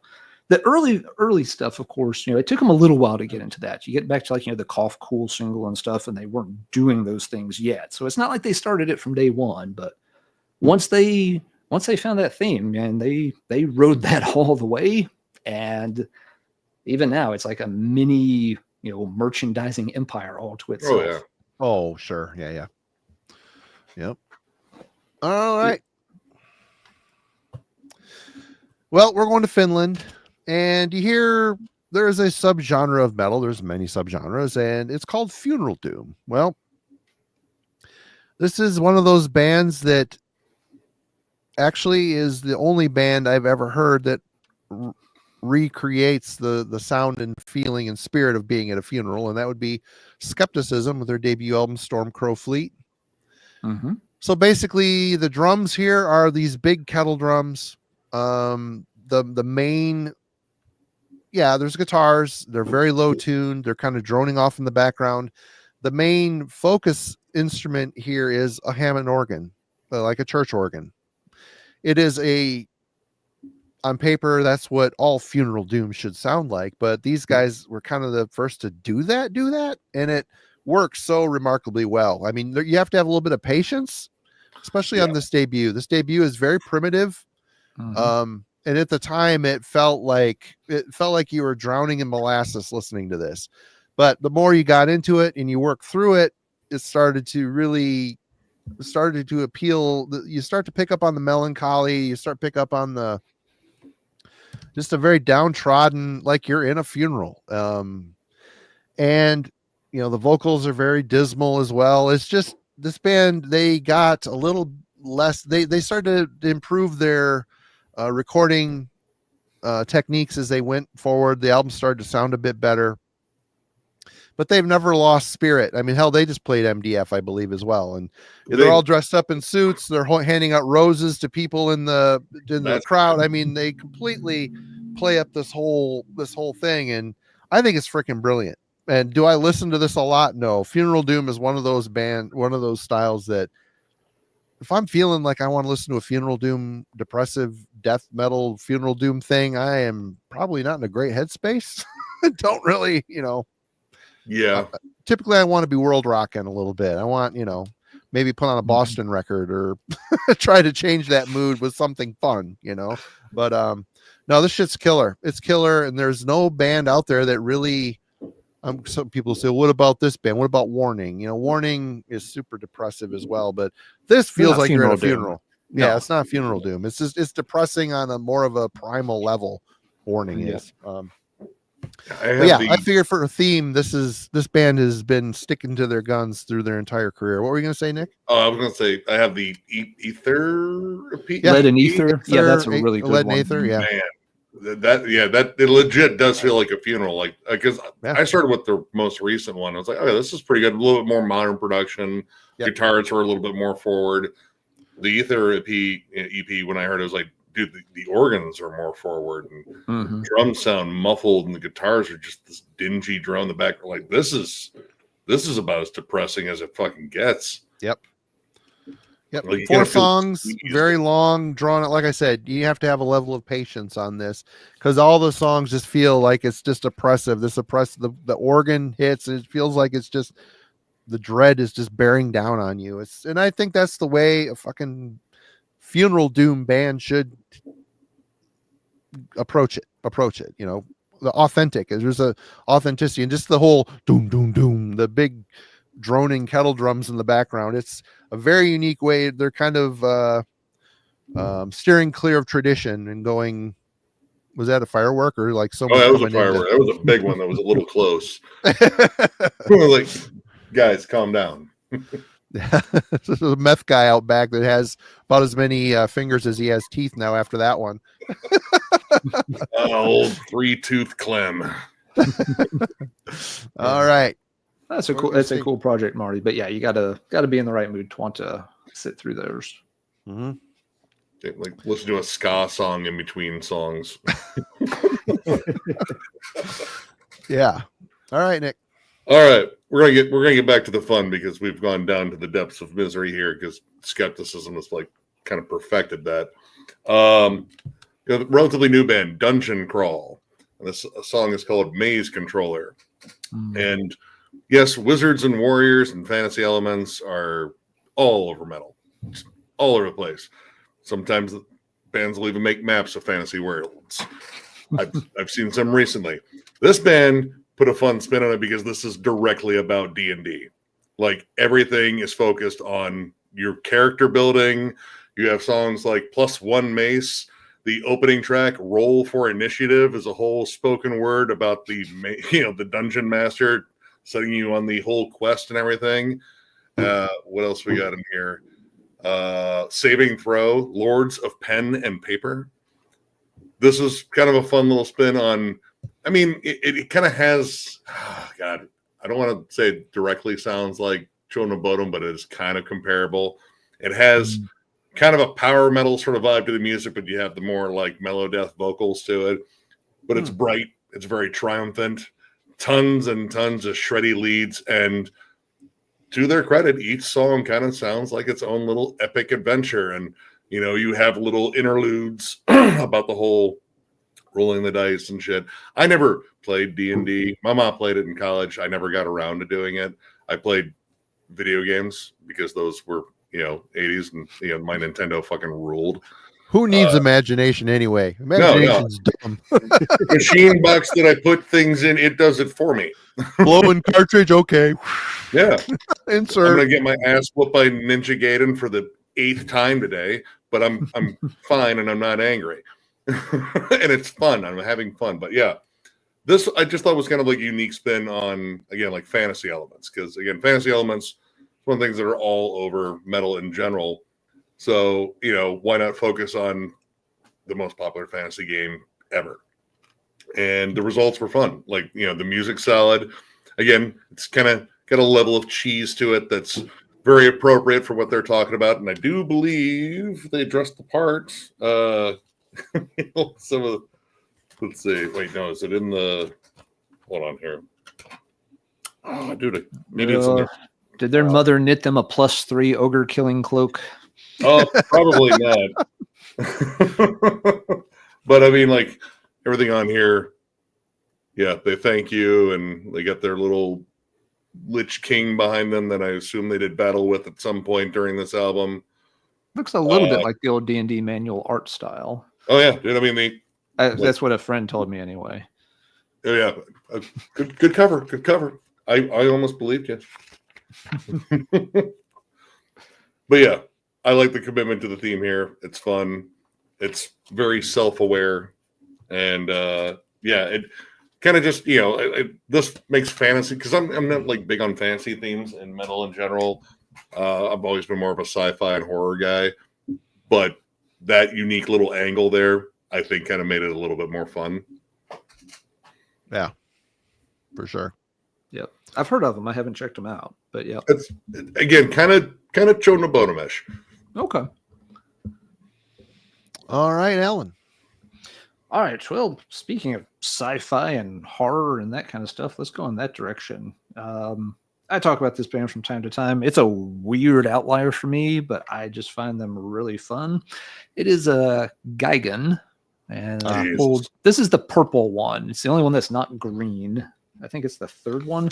Multi-dimensional fractal sorcery and super science. And that name tells you everything you need to know about Eric Hirschman's Gigan project. It's brutal technical death metal, but with these weird, trippy, psychedelic things worked in. He does a ton of weird guitar effects throughout the songs. And yes, lyrically, it's all this, sort of, cosmic aero-rainbiotic descent spores, on the sea of tranquility, causing, biomagnetic anomalies. It's a real trip to listen to. I can get why a lot of people would not be into it, but for whatever reason, it clicks with me in a musical style that often does not click with me. I just really like his approach because it is equal parts sci-fi and horror, and with all this just very weird psychotic flavor throughout it. It's been a little weird. Most of the albums, he had a hard time getting a stable lineup. I think the first 4 albums all have different lineups on them, but the last couple have had a consistent lineup, so it feels like things are a little more stable. The most recent album's a little more on the brutal side, a little bit less on the weird out there side, but it still has plenty of those weird out there moments. It wouldn't be a Gigan album otherwise. But yeah, not a band I hear people talk about very often. I discovered them through the Radical Research podcast, and I had seen their stuff around, and it kind of looked interesting, but I had no context. And so, yeah, listening to Jeff and Hunter talk about them and play some clips, I was just like, that is really fucked up, and I must have it. So I started checking them out. But yeah, a very cool, unique kind of take on the sci-fi, horror, cosmic weirdness. More and more bands have been doing that, which makes sense. It's fertile ground for heavy metal stuff.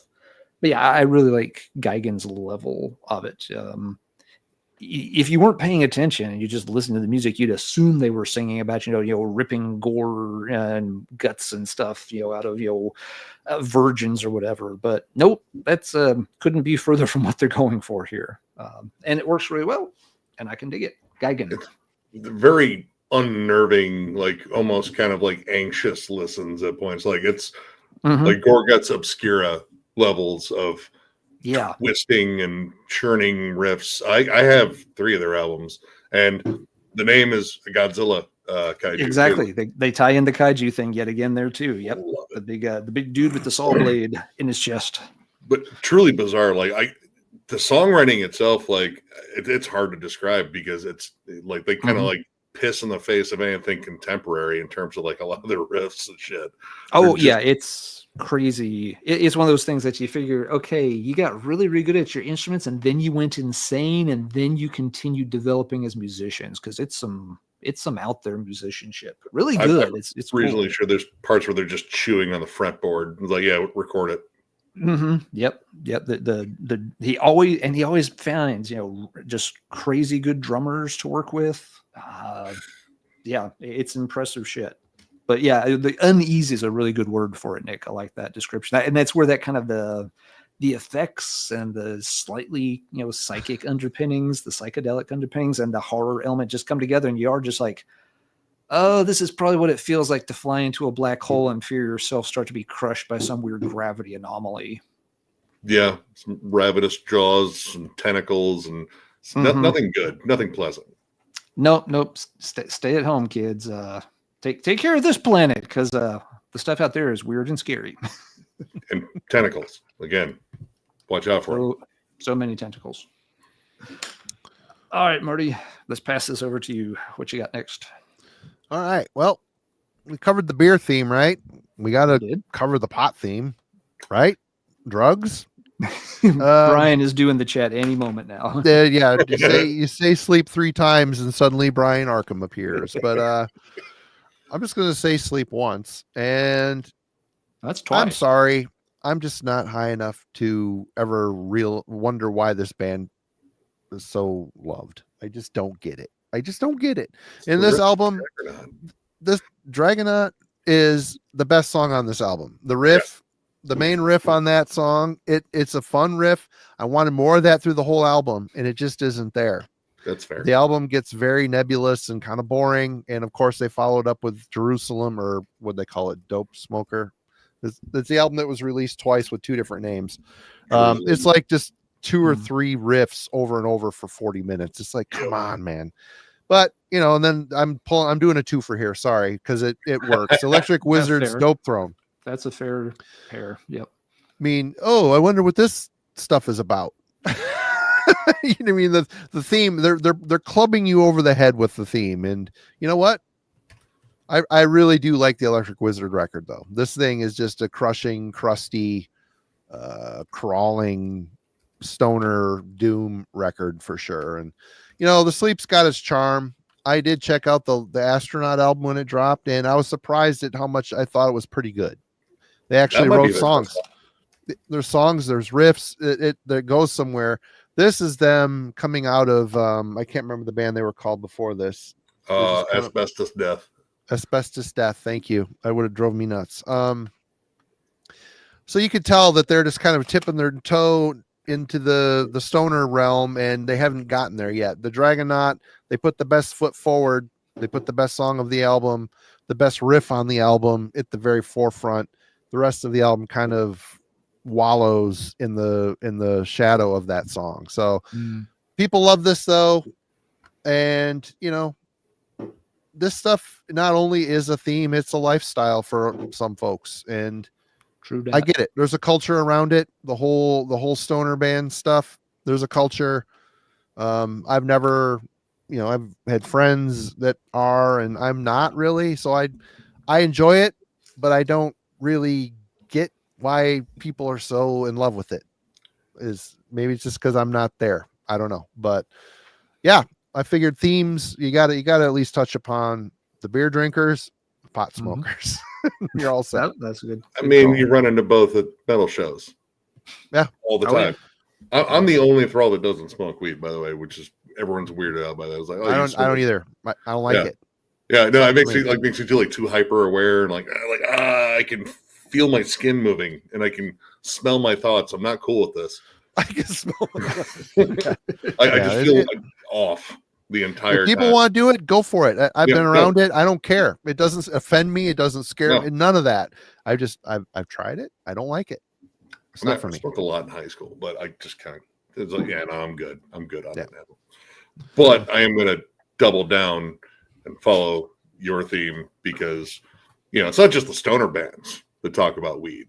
Sometimes you get death metal bands that talk about weed, right. Cannabis Corpse. And I thought this was the one Marty was going to go for. In terms of like the stoner bands, you don't necessarily always expect it from death metal, even though every death metal band and every death metal show I've been to, there's always been people smoking weed. Actually, maybe even more so at those shows than at the stoner metal shows, which is really weird. But this band kind of just took the weed theme and rolled with it. And they're brilliant at song titles, but they're also awesome when it comes down to songs because they do just like legit old school, awesome 90s style death metal. And it's not all themed around Cannibal Corpse. Like this is just like kind of a blend of like Monstrosity, Deicide, Morbid Angel. And it kind of goes with the song titles, like this one, Left Hand Pass, opening up with the 420th Crusade. Absolutely monstrous track. In Dank Purity, Final Exhalation. And I hear Blame It on Bud, Chapel of Bowls, Dead by Bong, Immortal Pipes, Blaze of Torment, Sworn to the Bag. Dead by Bong gets them a bonus point. I like that one. Dude, there's so many good ones. I mean, the Weeding EP has probably one of my favorite song titles, Skull Full of Bong Hits. And I would have to say it's probably one of their big ones on stage too, but I've yet to see this band live. But yeah, this was a side project that I believe Landfill from Municipal Waste started. And, initially I kind of just thought it was a fun parody joke band. But the more I listened to it, like these guys are serious about the music. Like they're serious about the puns, obviously. but they are serious about like good quality, solid, old school, riffy death metal. And honestly, all of their albums have been pretty awesome. Like I should have pulled the most recent one. I think it was Nug So Vile, especially the album that came out this year. The band is unbridled fun. Like if you just like 90s death metal in general, you'll find something you love. And even if you don't, you might giggle your ass off at the song titles. But trust me, the music itself is fucking awesome. Dude, they're going off out there. Alan. Okay, guys. Pass it over here and I'll do a hit of it too. Acid Witch. Stoned. So, Acid Witch has, basically two modes. They have marijuana and they have Halloween.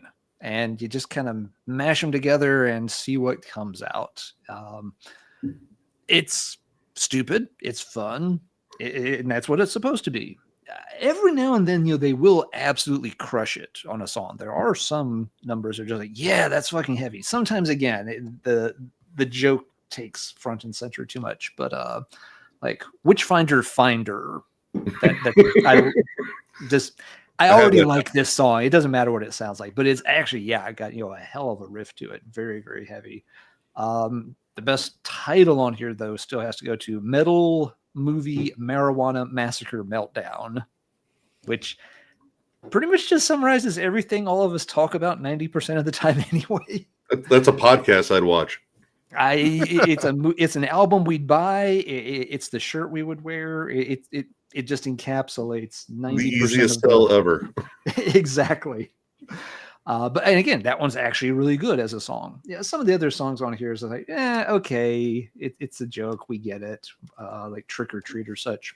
But yeah, the band's done several albums. It's fun, over the top. You don't listen to it wanting to hear something serious. You listen to it for just fun. It's a good time.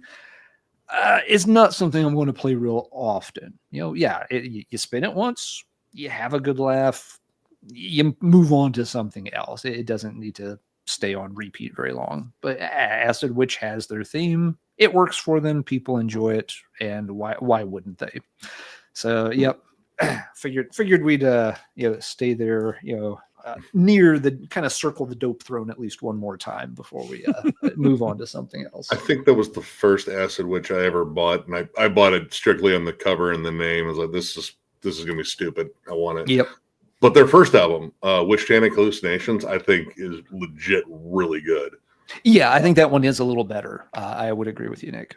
Yeah, those are the only two I have heard. I haven't. I don't feel like this is a band I need their discography. I need 1 or 2 albums to have. You don't. With you don't. All right. Well, I'm going from the drug culture to space and sci-fi, and God, to this infinity album... and be bong. Oh, I see what you did there. This album, this band blew me away the first time I heard them, and apparently I'm showing all the canceled bands tonight. So Vector, Outer Isolation. This album completely, of their 4 albums, this is my favorite. This thing is just perfect. And you got Cosmic Cortex, Echoless Chamber, Tetrastructural Minds, Dark Creations, Dead Creators. It's just a very cosmic science, just like the cover. Looks like an old science fiction, cheap science fiction novel cover. Very intelligent lyrics, and the music itself is just mind-boggling. Just the riffing is crazy, technical, yet they never lose sight of melody. It's a nice combination when you unite technicality with melody. It just, these riffs will stick in your head, and the way the lyrics are structured within the music, the choruses hit really well. And there's every time, even though there's a lot going on in the music, every time you listen to this, there's callbacks like, oh, this is that song, you're singing along with it. And that is a great combination. So this band absolutely smokes. And this is my favorite by them, Outer Isolation by Vector.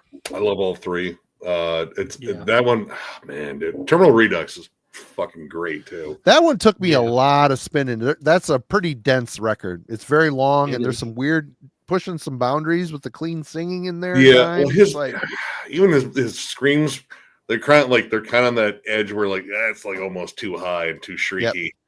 But Schmear, Schmear from Destruction, is kind of like he's modeling after that. Yeah, except he's staying in that high spot a little too long. Like, yeah, Schmear will get down. Like, all right, let's just. I'm sorry, I have to do that every now and then.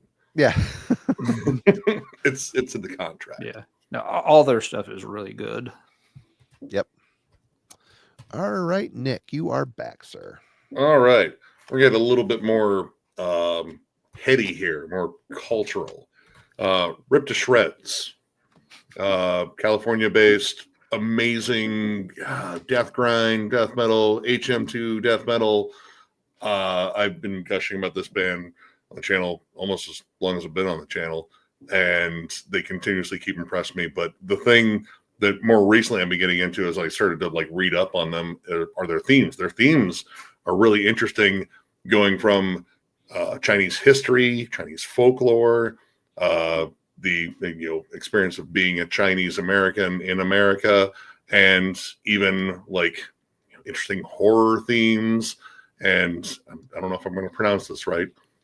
Wuxia, Wuxia, which is like essentially martial arts folklore stories about heroes and such. But it stays uniform in terms of like all the themes in terms of like Chinese history, a lot of stuff about, occupied China during World War II. But each album tends to have like a different theme centered around different aspects. Like this one, their most recent one, Sanshi, I think that's how you pronounce it. This is specifically about the gods of the underworld, like the dead, where the dead go, and essentially, and fascinating things about like in their culture, we carry with us, everyone carries with you like 3 demons or something like that, and they torment you, and about the burial practices and such, and how they differ from America. Andrew Lee put a lot of thought into all of these albums, and I mean these most recent ones have been some of the best work he's put out. Jubian, I thought, was one of the strongest albums he had put out, and then he absolutely just blew his own album away with Sanshi, which I think is probably their best piece of work yet. Some of the tightest fucking drumming I've heard on a grind album. Like, this dude is just like on it, like fucking perfect. But yeah, this band, like, there's a lot of heady concepts in here. I'm a history buff. I love like horror stories and folklore stories. And this guy kind of wraps it up, and it's all centered around one particular culture. And I think that's really cool. And it kind of gets a little bit lost in translation because Andrew's vocals are not particularly intelligible. Like, it's a lot of just like kind of vomited vocals. Like a lot. I would say his vocals are the weakest link. I mean, he gets the job done really well, but he doesn't have a lot of depth or gurgle to it. Intonation, like he's very breathy. He's just kind of he's barfing the same word over and over again. Yeah. And apparently there are songs in Chinese on here, but it's like you can't tell. It really doesn't matter because it's all. But I think the fact that he invests all these themes in here, and like his interviews are really really interesting. I don't know. I think he kind of brings a unique perspective to both like the HM2 scene, grindcore. I mean, there's like a little bit of thrash there. Classic heavy metal will work into the songs because the songs aren't necessarily short either. Like, he explores a lot of stuff in the longer songs. But yeah, this band, I've been following them, God, man, I think ever since this EP, which I believe this is about burial rites in China and how they are vastly different here in America. Fascinating band. I urge everyone to just check out all their stuff because they legit don't have a bad release. Like, if you like snarling HM2 death metal, that's your foot in the door right there. The rest, let it unfurl. Kind of just dive into it. I will add too, the Andrew's got a really fun YouTube channel. I think it's just under his name, but he does a lot of insight into the bands he likes, and he plays a lot of guitar stuff. He gives you kind of an idea on how to record the stuff, and it's he does some interviews every once in a while. It's a channel with a lot of variety, and he brings a lot of character to the channel. So I would recommend anybody go check out Andrew Lee's channel. He's also part owner of Nameless Grave Records, I believe. He's involved with Nameless Grave Records. Well, shit, I'm gonna check that out. I didn't even know about that. That's check out it. You'll like his channel. He does, he'll talk about bands that he likes and he'll play riffs by them and show why he likes the riffs. It's cool. It's cool shit. He plays a lot of headless guitars, like those Strandberg guitars, and I stumbled upon his channel one day and it's fun. I've been totally digging his content. Oh shit, I'm not with that. All right, Ellen. All right, and now for something completely different. This guy is kind of took a unique twist on black metal, and it's already, of course, getting copied by other acts, I've noticed. It's the Kekterak project from Ukraine. I pulled Night and Love off the shelf. It's going for the kind of primitive Burzum-esque black metal aesthetic, but with this kind of weird gothic romance flavor to it. It's weird. It's a weird mix, but it kind of works. Exactly. That's a very good way to sum it up, Marty. It's a kind of weird mix, but it does kind of work. I think you did it better on the follow-up to this. Pale Swordsman is the album that kind of got people to take notice for the first time. This one came out before that. But just looking at it or reading the song titles, you might at first be concerned that it's going to be like some kind of Cradle of Filth vibe, because you have things like Her Body Strewn with Petals Black. It's like, oh boy, Donnie Filth's in the house somewhere. But it's not that style of black metal at all. It does really kind of go for more just the more minimum lo-fi kind of thing, but with this very kind of unique twist to it, which is weird, but kind of works. He did the 2 albums again. He got some attention after the second one, and he's released a song or 2 on Bandcamp since then, but I don't think there's been an actual follow-up album yet, which has meant there's a void, and what happens when there's a void? Other people rush to fill it. There's been an album that's been talked about a lot the past month or two where somebody, and the band name begins with a D, I think. It's got the guy in the suit of armor. Oh my God. The guy in the suit of armor laying kind of, laying like Lionel Richie with the sword and armor. And the bed of roses. Yeah. And everybody's just like, the fuck is that? I think someone said that was AI, but I don't know if that is or not. I don't know. I have no idea. I don't know either, but it's kind of clearly playing off of what the guy in Kekterak was starting to do. The second Kekterak album shows a few differences sonically, where you could see him moving in a different direction with the music if he wanted to. He might leave the black metal trappings behind at some point. Maybe that's why it's taking a while to get a third album out. Not sure. But it is kind of a unique theme for a black metal band, because he's not doing it the way, Cradle does it. He's not doing it the way Burzum did. He's taking like weird elements of Cradle and Burzum and putting them together, which is not something anybody expected, but it kind of worked. And now we're getting bands with, very questionable cover art choices trying to play on the same thing. I don't know anything about that album. Musically, it could be the best thing to come out this year. But that cover with the bed of roses and the body armor makes you wonder about some choices being made. Anyway, I thought Kekterak was worth pulling off the shelf. It's been a couple of years already, so time to bring that one back up and remind folks about that one. Dale brings up a point here, mentions the Discord channel. Go check out the Heavy Metallurgy Discord channel. We're just about at 200 members, and if you like hanging out in the chat every Friday, that chat continues all week long. Trust me, you guys are busy and keeping it rolling over on the Heavy Metal Discord community. Go check it out, Heavy Metallurgy Discord community. Link in the description. I think the link is relevant. If it isn't, I'll update it. But Yep. If anybody tries it and it's not working, just post a comment, let Marty know. It has to be updated every so often, which is annoying, but that's just the way it is. Because we haven't made it a community server because I didn't want us to become overwhelmed with bots and all that other comes bullshit. with some baggage if we do that.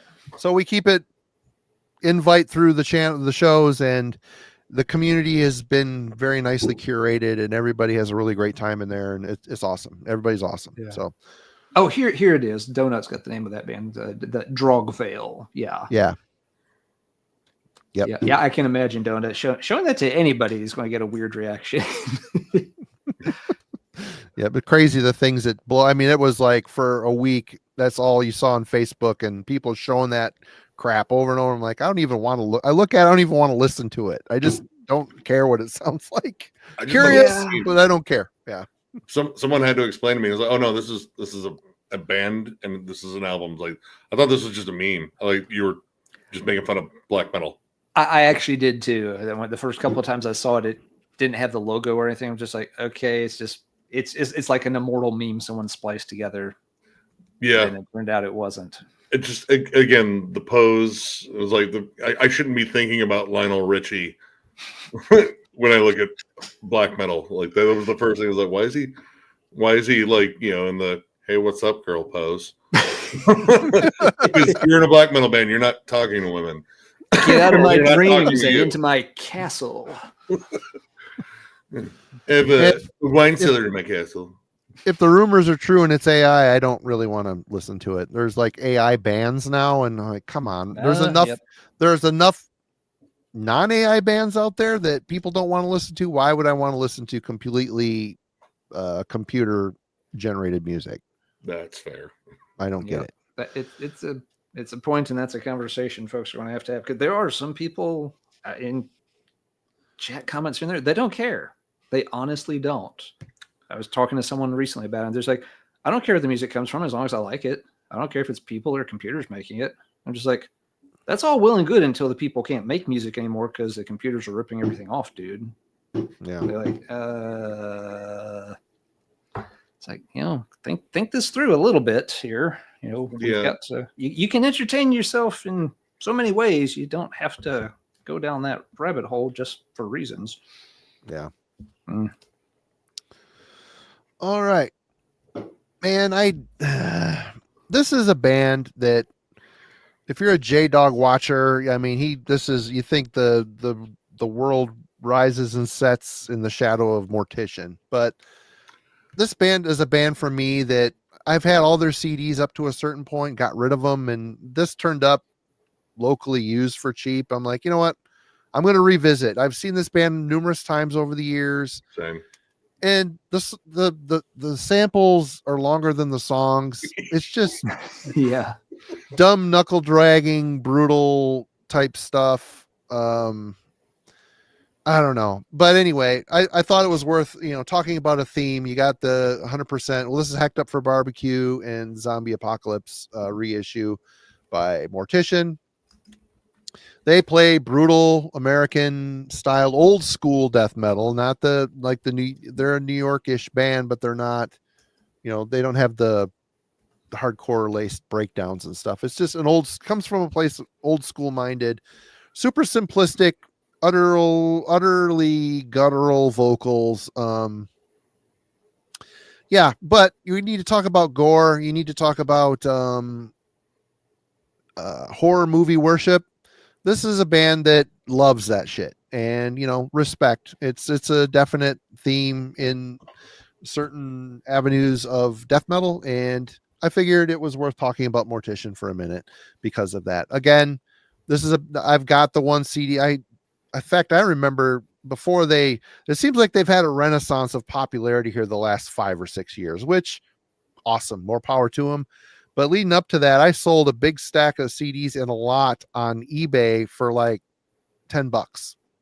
Ooh. It was like, you couldn't hardly, there was a lot of them copies out there. People didn't care. Now they seem to care again. Yep. And, every dog gets their day, and, Mortician, they deserve it. They've been around forever. Love them or hate them. They're definitely curating a style of death metal that still appeals to some people. So, yep.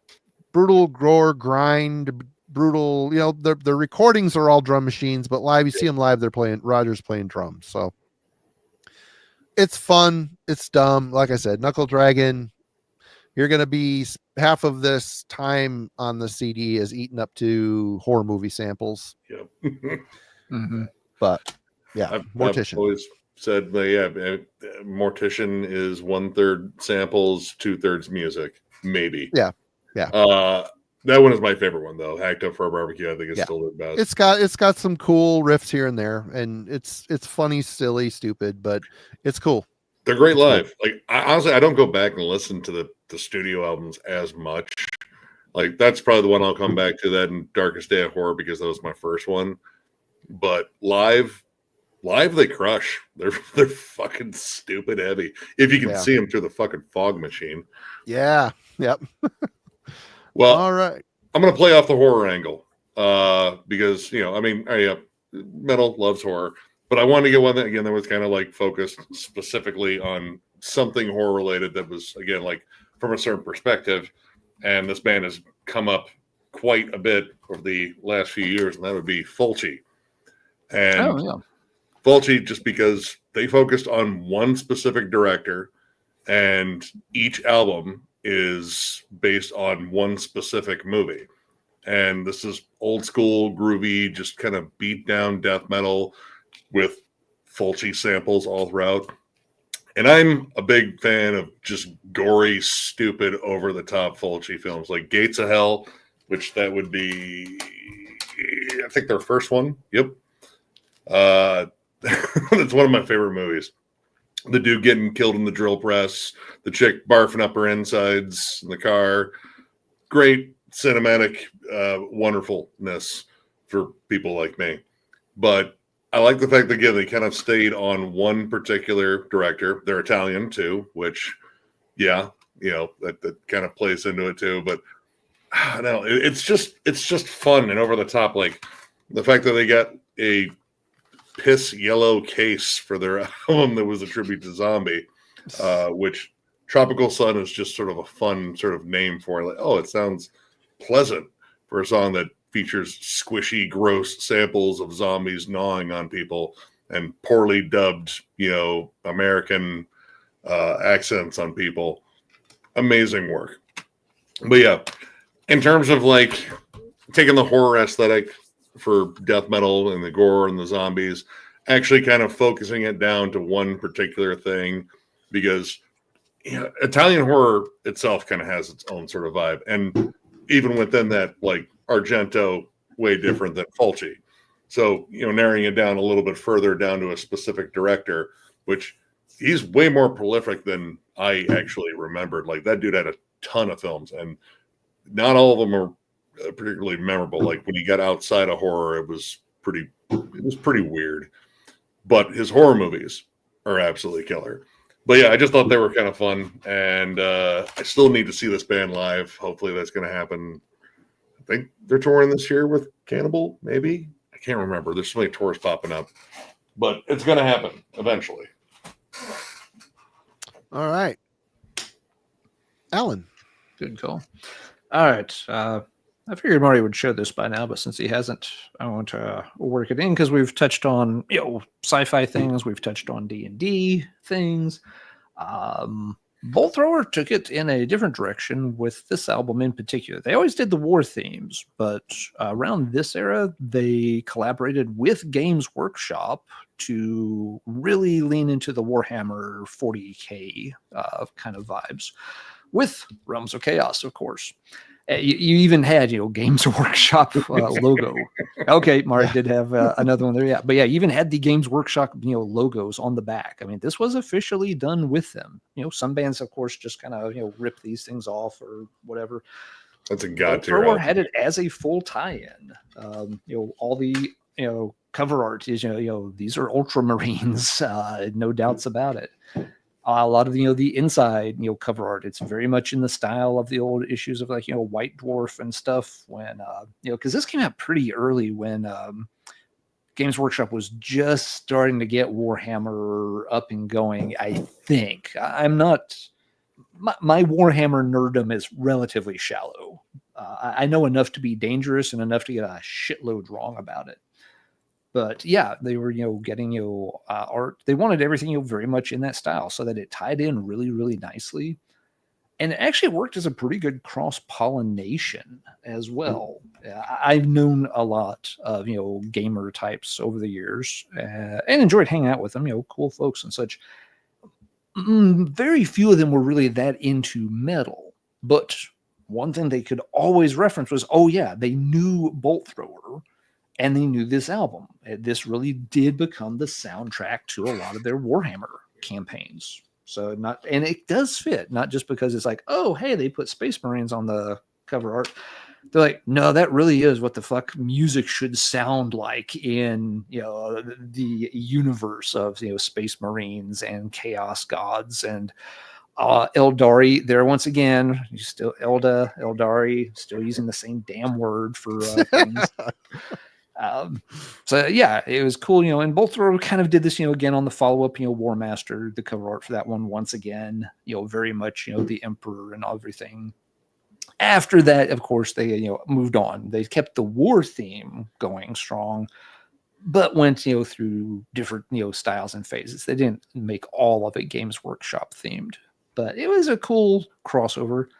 This is not my favorite Bolt Thrower album. It's good. It's a very dark and very dense one compared to some of their other ones. The one, Marty, that you showed, their debut, that one's got, more of, the, punkier, but also kind of catchier vibe that I like a lot. The ones after this get a little bit cleaner, still very heavy and crushing, but a little cleaner sounding.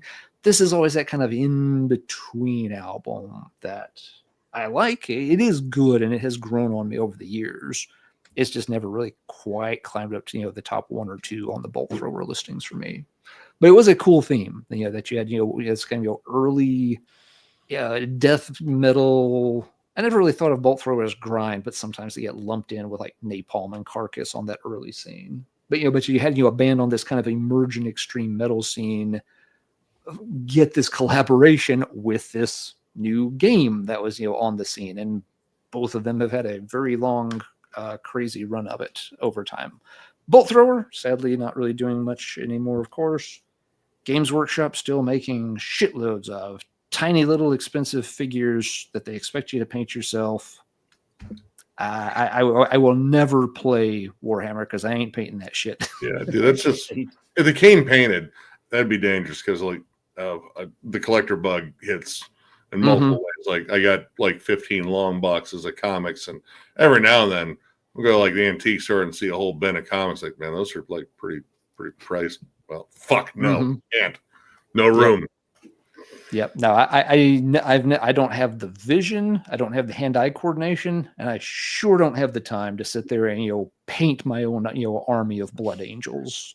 It'd be cool. I like a lot of the lore around Warhammer, and that's the part I do. They got a hell of a spokesman right now with Henry Cavill. Henry Cavill is a big Warhammer. That is such a controversy in Warhammer, though, because half the people, think he is literally the second coming of the Emperor of Mankind and going to lead them, to victory, and the other half think he's a fucking poser who doesn't know what doesn't know what he's talking about, just trying to edge in on our scene and blah blah blah. So yeah, even that's a drama in their little corner of their own universe.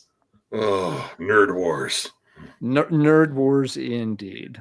But I was quite fascinated. There's a game store just up the road my kid was going to for a while. I'd take them, and they got a whole Warhammer section, all the figurines and stuff. And I'm looking at all the work you would have to do to paint those things. I'm thinking, I am sure there's someone far more qualified to do. I'd rather buy them done well as opposed to me ruining an expensive piece of plastic. I mean, and you can buy, armies secondhand that people have painted, or you can, there are studios that will custom paint them and stuff, but then you just paint. I mean, the shit's expensive to begin with. Yeah. Yeah. And then to pay somebody to, customize it for you, it's just like, good God. If you think heavy metal is financially draining, or if you think shit like, Pokemon or Magic the Gathering is a financial drain, look at the price tags in the Games Workshop section of a game store sometime. Holy crap. It's nuts. I don't know how those people afford to play it. it's cool that they do. I hope they have fun with it. It always seems pretty cool, but it pricey. Yeah. No, I got enough money invested in one big hobby. It's designed for people that have money to play it. It's not meant for kids, you know. Yeah, no, Wow. I mean it's a complicated game. I mean, yeah, you got to put the time and effort in, and even once you get it all painted and stuff, I mean, there's a lot you have to do to set that stuff up and work through it and know. It's a lot of measuring and knowing the tables and looking it all up. It for me, it looks like one giant headache. I know for a lot of folks it's not, but yeah, it is not straightforward. Rarely ever is. Okay, we've delved off into the Warhammer verse long enough. So Marty, take us to some other universe. Well, yep, we talked about a bunch of different themes, and of course, fantasy very prevalent in the metal world, and in particular, Middle Earth, Tolkien's world. We talked about Narnia there for a minute. He was friends with C.S. Lewis, and Kid Rock. I knew that's who you were going to show. Isn't his theme hepatitis? But Nick, it is a theme. True. So it counts. I got to go with the kings of Middle Earth, and that would be summoning. 100%, hands down. You could go with Blind Guardian here, but there's something about summoning that just completely nails the very essence, the atmosphere, the world. This music is very world building, like the themes that they are recreating in their lyrics. There's even songs sung in the Orcish dialect on a later album. Which is freaking awesome. So that cool. is some next level nerd shit. That's right next level nerd shit to the max. But when you are singing in imaginary languages written, made up by like an English dude, you know, while he was hanging around in World War II, Yep. But I've got two of my favorite ones, Stronghold and Let Mortal Heroes Sing Your Fame. There's a great line of awesome albums from this band. They haven't really, their debut was the debut wasn't a misstep. It was just very average European black metal for the time. And when they dropped the real drummer and decided to go the more fantastical route and use a drum machine, they somehow mixed the worlds of black metal, fantasy, and dungeon synth all together. And as they progressed and got better, the sound production got better, more layered, and there's even elements of classical music woven into some of these songs. It's just a fantastic world building experience when you listen to this. It's black metal that takes you on a journey, blah blah blah blah, but you know, with the themes of Middle Earth as your guide. It's a fantastic project, two person project. Protector and Selenius. Great vocals, great musicianship, great layering of sound. It's another mad scientist project that has really stood the test of time. So big band I've been meaning to get into. Like I've like not really dove much into that band, and I've heard them brought so many damn times. Yeah. Yep. It's really good shit. If you're into that stuff, if you're into the more atmospheric black metal realm world, that you should like it, I would think. Yeah. They're another good example of one that it's the fact that they drill down so far that really makes it work. It's not just, 10 songs about hobbits, or 5 songs with Gandalf in the name. I mean, they dredge up alternate draft versions that Tolkien wrote about Second Age of Middle Earth shit, which before Netflix, nobody knew shit about the Second Age of Middle Earth. The first age is the Silmarillion, which you don't read unless you're really a nerd. And then there's the Third Age, which is Lord of the Rings, which is really just the end of it. And there's this whole age in between that was not really ever explored much. And Summoning was doing songs on that long before Netflix got a hold of all the Numenorian stuff. So the fact that they go to that level of singing in Orcish, doing all these little detailed touches that's what lets them bring Tolkien's world to life in their music. And And they do the it song, too. in It's the not song title. Go ahead. Sorry. Oh, I was going to say, yeah. I mean, and while it's symphonic black metal, it has enough of that older dungeon aesthetic to really, give it that depth and make it sound kind of ancient. It's not super flowery, and it's not super like dungeon synth primitive or simple either. It's a very rich sound, even though they do a lot of programming and stuff to make it work. And you look at the song titles: "We're Hoping Daylight Die," "The Rotting Horse on the Deadly Ground," "The Shadow Lies Frozen on the Hills," "The Loud Music of the Sky," "A Distant Flame Before the Sun," which is one of my favorite summoning. Even the titles are intriguing. They're not typical hobbits and orcs. Read the title and I'm like, oh, I wonder what this song's about. It's kind of poetic in a way and intriguing. So they're it's very not smart Company band. of the Ring, Hobbit Feast, Mr. Bilbo's Fancy Vacation, On the Road to Rivendell. I mean, there's none of that. Rivendell Part 2, Rivendell Part 3, Return to Rivendell. Elves sitting and talking about things forever. All right, Nick, I'm going to put you up here and Alan will drive the ship. I'm going to step out for 1 second. I'll be right back. Well, all right. We've gotten very cerebral here. First, I'm going to see what you pull because I'm curious. Oh, it's about to get stupid. I have to dumb it down. You guys have been getting like too nerdy and smart. So we're going to talk about a barbecue themed death metal band called Pit Lord. And we have 2 albums here. We have Gallery of Skewered Swine and Seasoning in the Abyss. Nice. Yes, it is as legit as dumb as it sounds. It is also awesomely riffy and groovy. And I've seen this band. They won me over live. And I love when that happens. I love going in blind to like a band, like, all right, let's see what they're all about, if they're opening support or whatever. And this band, well, first off, there's no drummer.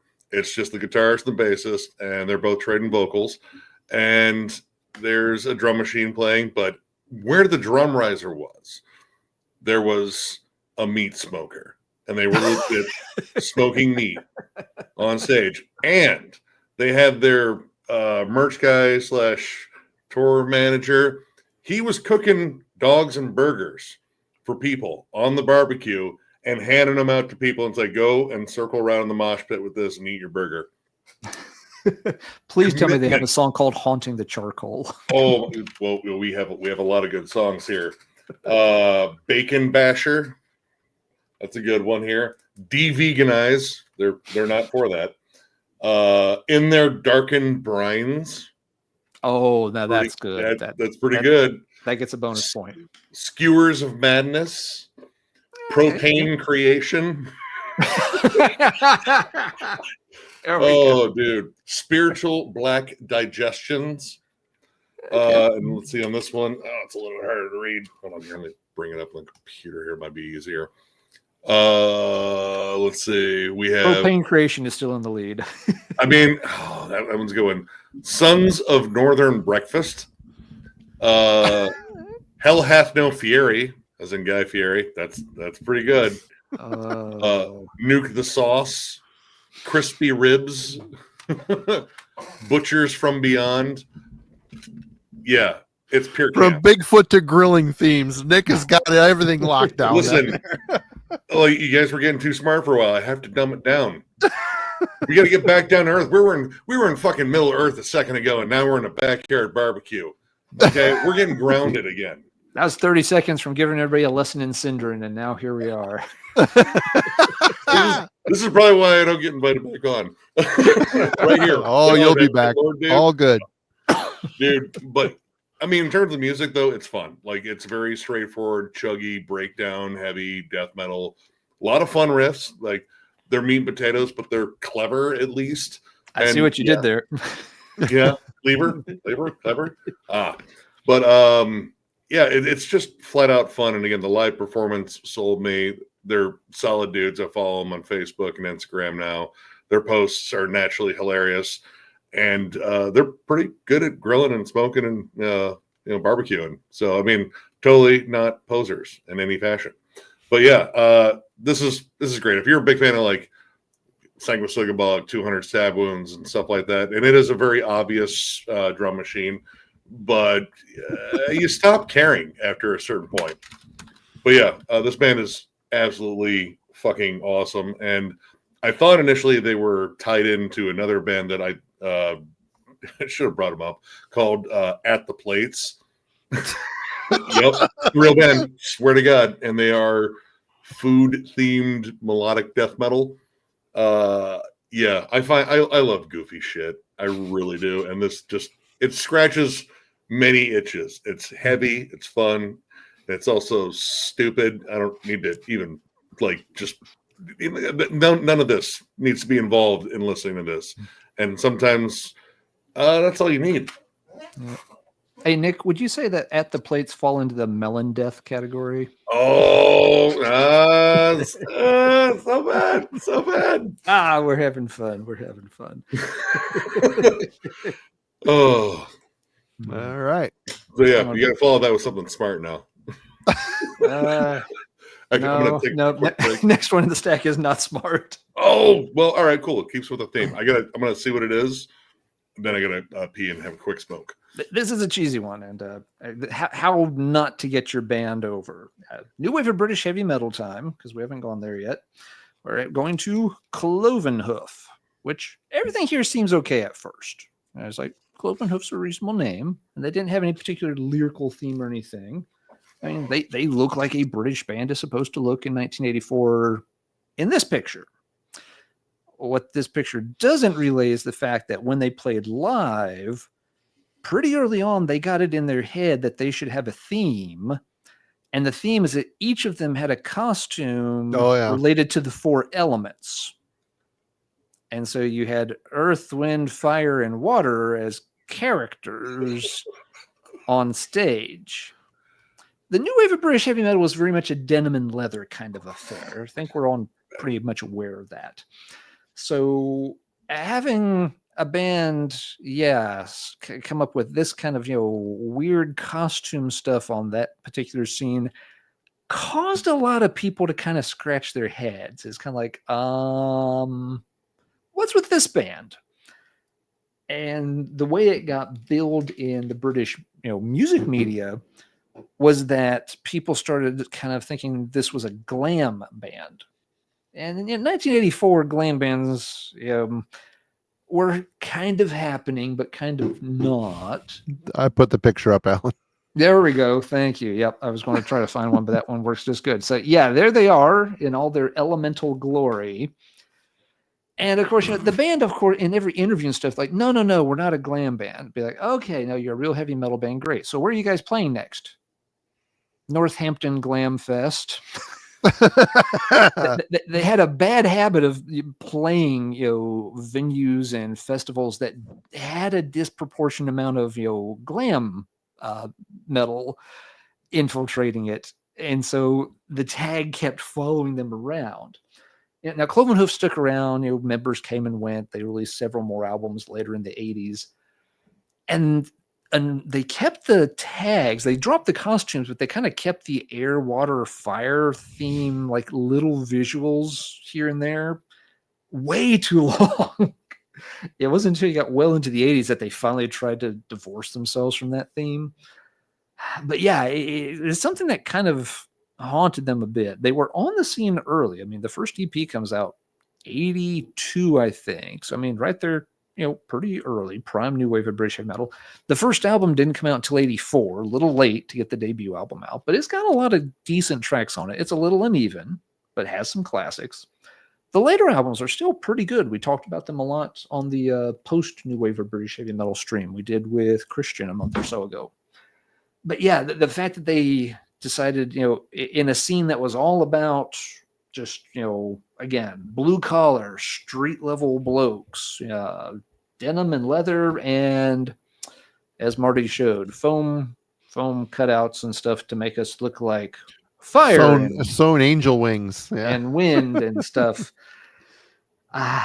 It made them stand out, I guess, but not in the way they were hoping for. So Cloven Hoof had a hard time shaking that particular theme, sadly.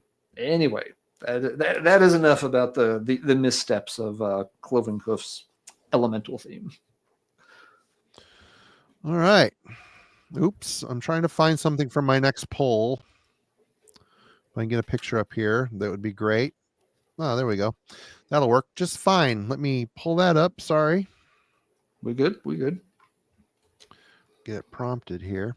So I'm going to do this first. I've got a twofer here, another twofer, and we're going to talk about themes in metal, of course. Anonymity. I have a hard time saying that word. Anonymous. Perhaps wearing a mask. And no, I'm not going for ghost here. I decided to go a little bit more underground, but you've got the Russian band Grima. This is atmospheric black metal. Very well done. These guys, let me pull up a picture. Take me 2 seconds. Oops, I picked the wrong one. Grima. This isn't a Tolkien thing, is it? I don't know. That's a Tolkien name. There. They have masks on. They're try to recreate the look of a woodland spirit, perhaps. And another band that I would also show would be. Let me remove. Oops. We may have removed one too many things there. Well, too much crap going on over here. I hit the stupid button on my mouse. Too many woodland spirits. Too many woodland spirits. The other one would be Arcanum from Sweden. Again, you got a mask, and at the time, his name is Shamati. Ended up being the drummer. He was also in Grotesque for a while. He was in a rock band called Hearse for a while. But basically, we've got two peas in the same pod. You've got atmospheric black metal. Arcanum was out on Necropolis Records in the 90s. And the first 3 records in particular are very, very good, underground-ish atmospheric black metal, but with a very decent audio production. Very catchy, very grim vocals. And you see this picture, lo-fi, black and white. The mask is pretty effective. It's good. You see a picture in color of Shamati. It is a green mask. It looks like some kid wadded up some Play-Doh and just smashed it on his face. So you almost need the lo-fi here. But Arcanum was really good. This Grima stuff is really, really good as well. Again, they're a modern band. I think they started off as just a couple dudes in the band, but now they're a full band. They tour. Very good. This is on Nature Mock Productions in Siberian Atmospheric Black Metal label. I think that's their own label because there's a little mask down here in the corner. But yeah, they've got a number of albums. I've got 2 of them. I just grabbed this one because I've got it kind of recently. And I would recommend you go check this stuff out. Woodland themed black metal. Arcanum was very much centered on the theme of Pan, Lord of the Forest type of thing. The guy that's like a human top with horns and a goat bottom, hooves for feet, played the flute. So there's a lot of Pan-like themes in his lyrical concepts. And he too kind of portrays himself as a woodland spirit type of thing. So you got 2 themed bands that are kind of, like I said, 2 peas of the same pod, but yeah, both of them are highly recommended if you're into that type of stuff. And I would definitely check it out if you missed out on it somehow. Yeah, I think Pan was voted like number 1 top lover in ancient Greece or something, wasn't he? I don't know. All the chicks said he was the goat. Yes, I've had too much caffeine today, apparently. All right. I'm a little surprised this one hasn't been brought up, and maybe it's in someone's stack that just hasn't been brought up yet. But at the time, because you have to kind of like timestamp this one. This was a very original theme. In fact, they were probably the first band to do it. Carcass. They're next on my pile. I was going to be patient, but I wasn't sure. No, go for it. I'll go. I picked stuff that I knew would probably be, time to pull the trigger. Yep. In terms of like pathology, no one did this, and this led to like a whole subset of death metal and death grime bands being just called carcass worship, sticking to these themes of pathological, surgical, fucking morgue grossness. And these song titles still gross me the fuck out. And just the whole vibe of it, especially on those first 2 albums. Oh yeah. It's gnarly. Like they found a way to make gore even more grotesque by really getting into the gory, rotten details. I have this poster hanging in my kitchen. Yeah, it's always a good talk piece whenever I have people over. So what is that? It's like, oh, it's nothing. It's a collage. It's a scratch and sniff. They don't believe me, luckily, on that one.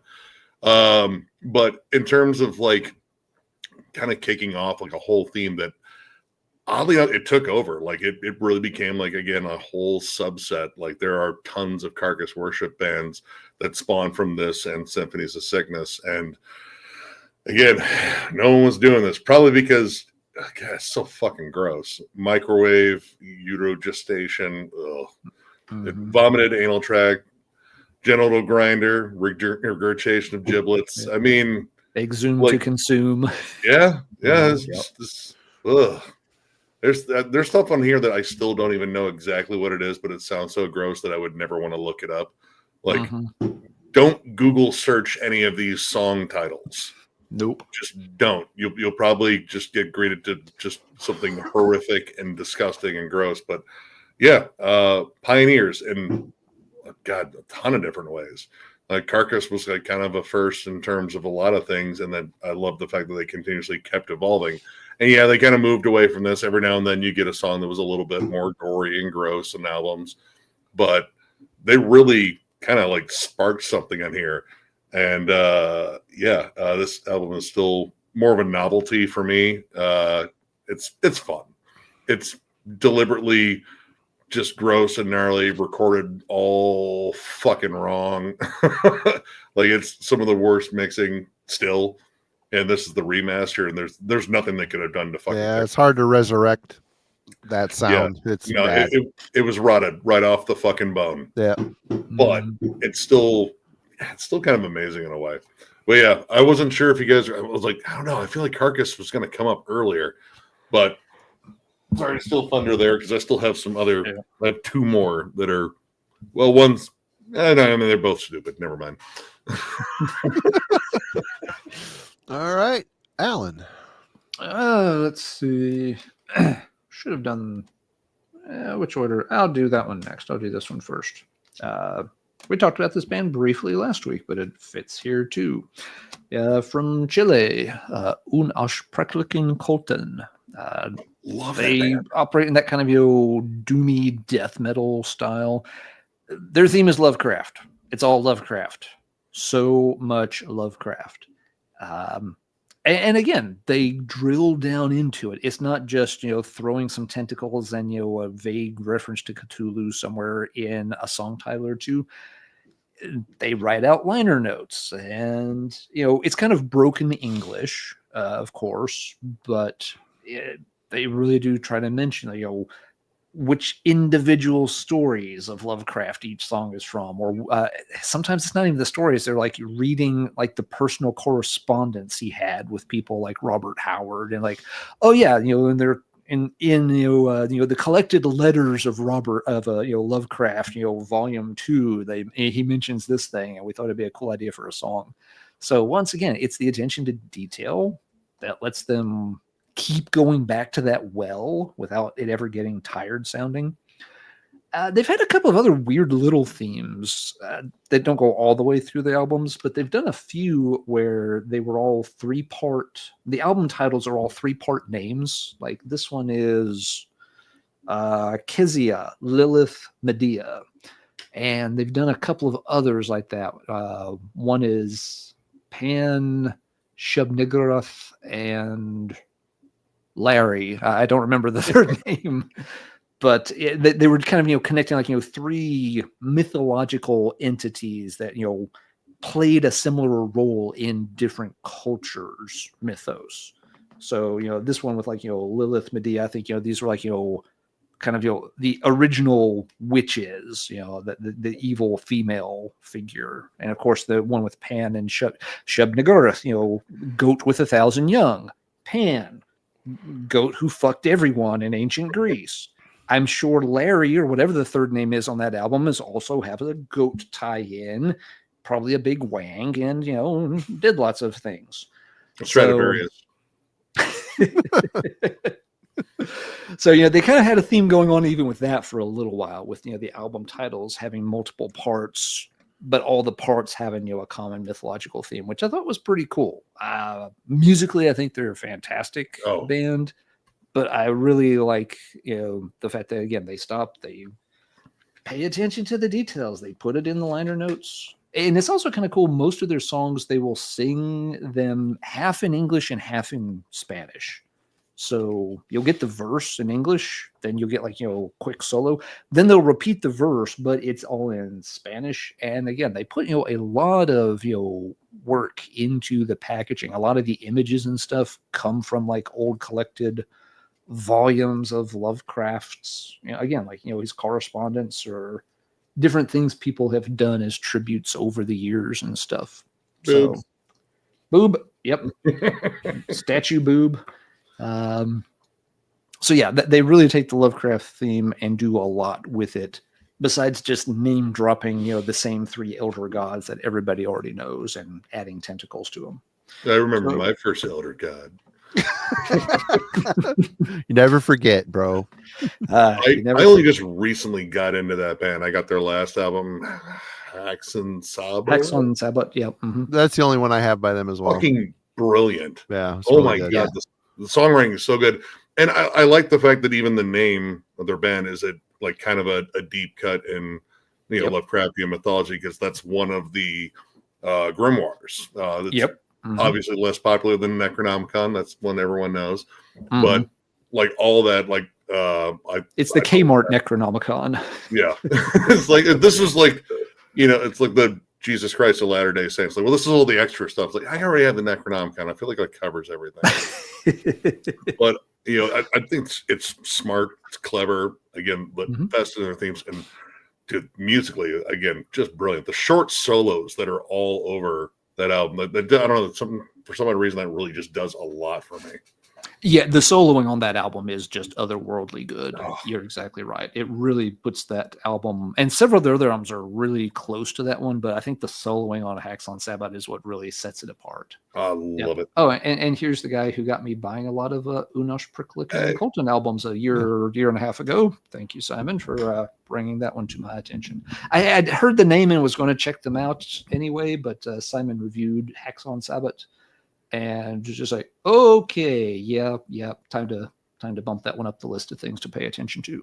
Yep, I forget who I heard about them from. I think it was the last one that again had this twisted artwork on it. It was fuck, I need to check out this band. Yeah, I think the last one, one of the big themes on that one is infant sacrificing infants in witchcraft and mythology, which ties into a few, again, Lovecraftian short stories and things. So, yep, pretty messed up stuff. All right. Well, did someone say Lovecraft? Well, this is a band I'm going to read a little bit off of the Wikipedia because it's a lot. This band is inspired by grand pulp horror and fantasy literature of the 30s, such as Robert E. Howard, Lovecraft, Clark Ashton Smith, Edgar Rice Burroughs, Tolkien, and Jack Kirby, which is a comic illustrator. Yeah, dude, Kirby was the man. Yeah. That would be England's Bal Sagoth. Oh my God! Did I dip into your pool here? Well, no.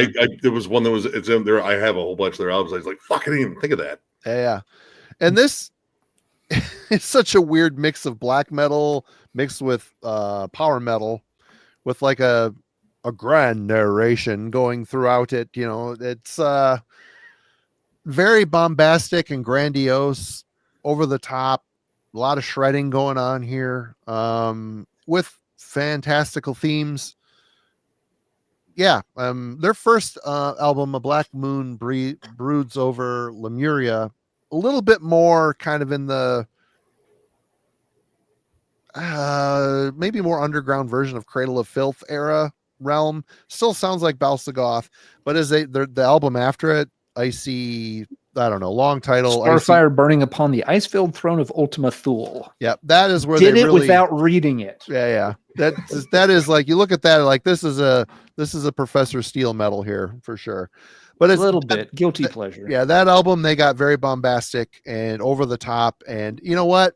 The shit's fun. It's just a lot of fun. This Battle Magic is the last album I have by them. I think Ben might have sent this to me. I don't remember, but it's a fun record. Very over the top. The lyrics are a paragraph of a novel on the back of the tray. So do yourself a favor. And if you like the English black metal mixed with a little bit of power metal style, Balsagoth is definitely something that should be on your list for fun to check out for sure. Oh yeah, I have the Power Cosmic, the Cthulhu Chronicles, and Atlantis Ascendant. Yep, those are the three I don't own. Yeah, I have the others. They're all bonkers. They're all, and it's a lot to process. Like I feel like I'm like watching a movie and like an audio book is going on at the same time. Yep. Yeah. The worst thing about that band, the absolute worst thing, was back in the tape trading days when you had to make a copy of it for someone and you had to fit those song titles onto that goddamn J card. That was a nightmare. Yeah, a lot of ellipses going on. Like, listen, I didn't have time. There's no room. Do you want it or not? That was always the tapes you'd get when tape trading, and they would always pick the one where none of the titles are going to fit on the J card. Like, it's always that one. They always pick the one album that, like, God, I wish they didn't pick that. I don't have room to write all that shit on there. Yep. And Balsagoth, yeah, especially those early ones. Every bloody song title just goes on and on and on. There's one in particular on Starfire Burning. Let me find it here. This one I can't do without reading. And lo, when the Imperium marches against Gol Kodoth, then dark sorceries shall enshroud the citadel of the Obsidian Crown. That's practically a short story. Like I feel like that's a whole, like, you got it. Yes, but fit that onto like one row of a 90-minute TDKJ card. I would write when it's 1995. You quit. can't tell them to look it up online because the internet doesn't exist yet. And they're coming up with these titles, and they're just taking the piss. Like, oh, we're just gonna do these ridiculous album titles, but it is so over the top, just like the music and the band and the albums are. So they were consistent about that. Yes, they were aesthetically correct with the main theme of the record. All right, Nick, what you got? All right. Well, once again, I think we got too cerebral, so I have to fucking dumb it down again. And I'm gonna show some death metal that's so fucking dumb that do you have an album with the theme of changing an engine in a car? No, this one's beyond that. This is caveman death metal, legit caveman death metal. Caveman. Besserus from Italy. There are no lyrics. But there are vocals, and it's weird because if you're like me, you're like kind of growling along with songs in the car or singing, whatever you listen to, you do it to these albums, but you're like, wait, what am I even doing? There's no words. It's just grunts that are almost made to sound like words, but everything on here is themed around being a big, dumb, violent caveman. So it's a lot like Slowly We Rot by Obituary. Pretty much, except cool sounds, but no lyrics per se. Yeah. Not really. No, that's all you need. That's all you need. That's all you need. But yeah, they embrace this theme, and these guys are fans of our channel. We've gone over both of these albums, and they even sent us a thank you note and copies of bands that they're actually in outside of this, and copy of this one, their newest one, which is simply called Troglodyte. And yeah, no, it is. You have songs like Grunt 'Em All, which I don't even know why they even have like song titles if you don't even have lyrics. They're just like, you can just write anything, but they do. Pathetic Bovine Humor, Aggressive Illiterate. That's like most of Ohio. As someone who lived there for many years, I can appreciate it. Brosura, I don't know what that is. Grotesque, Percival Circandus, I don't know, whatever. Ballordicus. Again, like, these are the song titles are ridiculous, but they also sound smart. But it's other songs about totally dumb. I don't know. This band is just a weird, fun anomaly. Again, it's another one that is stripped back. This is only 2 members. You have a vocalist and then the guitarist who does the bass tracks and programs the drums, and it sounds like old Cannibal Corpse. except, he's grunting incoherent stuff. But again, like, it's how he does the vocals. It sounds like there are words, but there's not. And it's this weird fucking thing. But yeah, the band is ridiculous fun. Again, this is another one, kind of like Pit Lord. You don't need your brain for this at all. You need to lock onto that part of your brain that likes riffs and dumb shit and like action movies where the plot is just fucking extra. You don't even give a fuck. You just want to see people explode. Yeah, this throw your brain on the grill next to the T-bones. It'll be fine. There you go, right there. Don't like get it too close to the T-bones, but like maybe by the pork chops. Mix them up with the grilled veggies. There you go. Oh, there you go. Actually, I actually get a walk for that, kind of do a stir fry thing. We're really thinking way too much about that. That one's old and fad. All you do is think about food and grill food and shit. Yeah, that's great. Yeah. Well, yeah, Besserus, just gloriously dumb fun, and check them out. Again, if you just like riffy meat and potatoes death metal and caveman violence. All right, Alan. Caveman violence. This one doesn't quite go back as far as caveman, but it is another one that kind of uses archaeology and ancient history as a theme. So they know how to make tools at this point.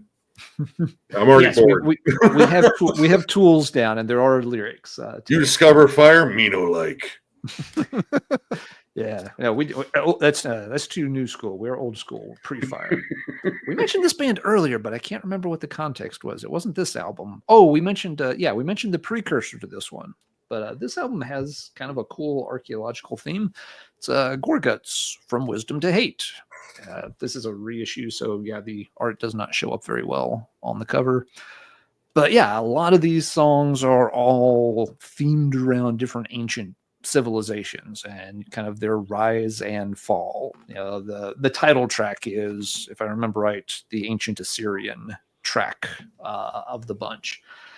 And again, what's kind of neat here is, in the lyrics and the liner notes, each song, there's like a little, basically like a paragraph, kind of summary of, what the inspiration for the song was, kind of, how it ties into the song. And again, I know a lot of people don't like reading the lyrics and will never notice that kind of thing. That's fine. You don't have to enjoy it. But I think it does, provide some kind of cool context and insight on the songs. It kind of helps set the atmosphere that, for this album. And, this is not the easiest death metal album to listen to. It's not as crazy as Obscura, but it's still in the same zip code. But this one is a lot shorter, which makes it a little easier to digest. But yeah, the fact, that they're kind of, going through and mentioning like, okay, yeah, this song's, main theme is, coming from this particular, advent in early recorded history. It gives it that kind of extra weight of antiquity to it. So I liked the album before I even noticed that was going on. And then once I picked up on that, it's just like, oh, that just kind of makes it even cooler.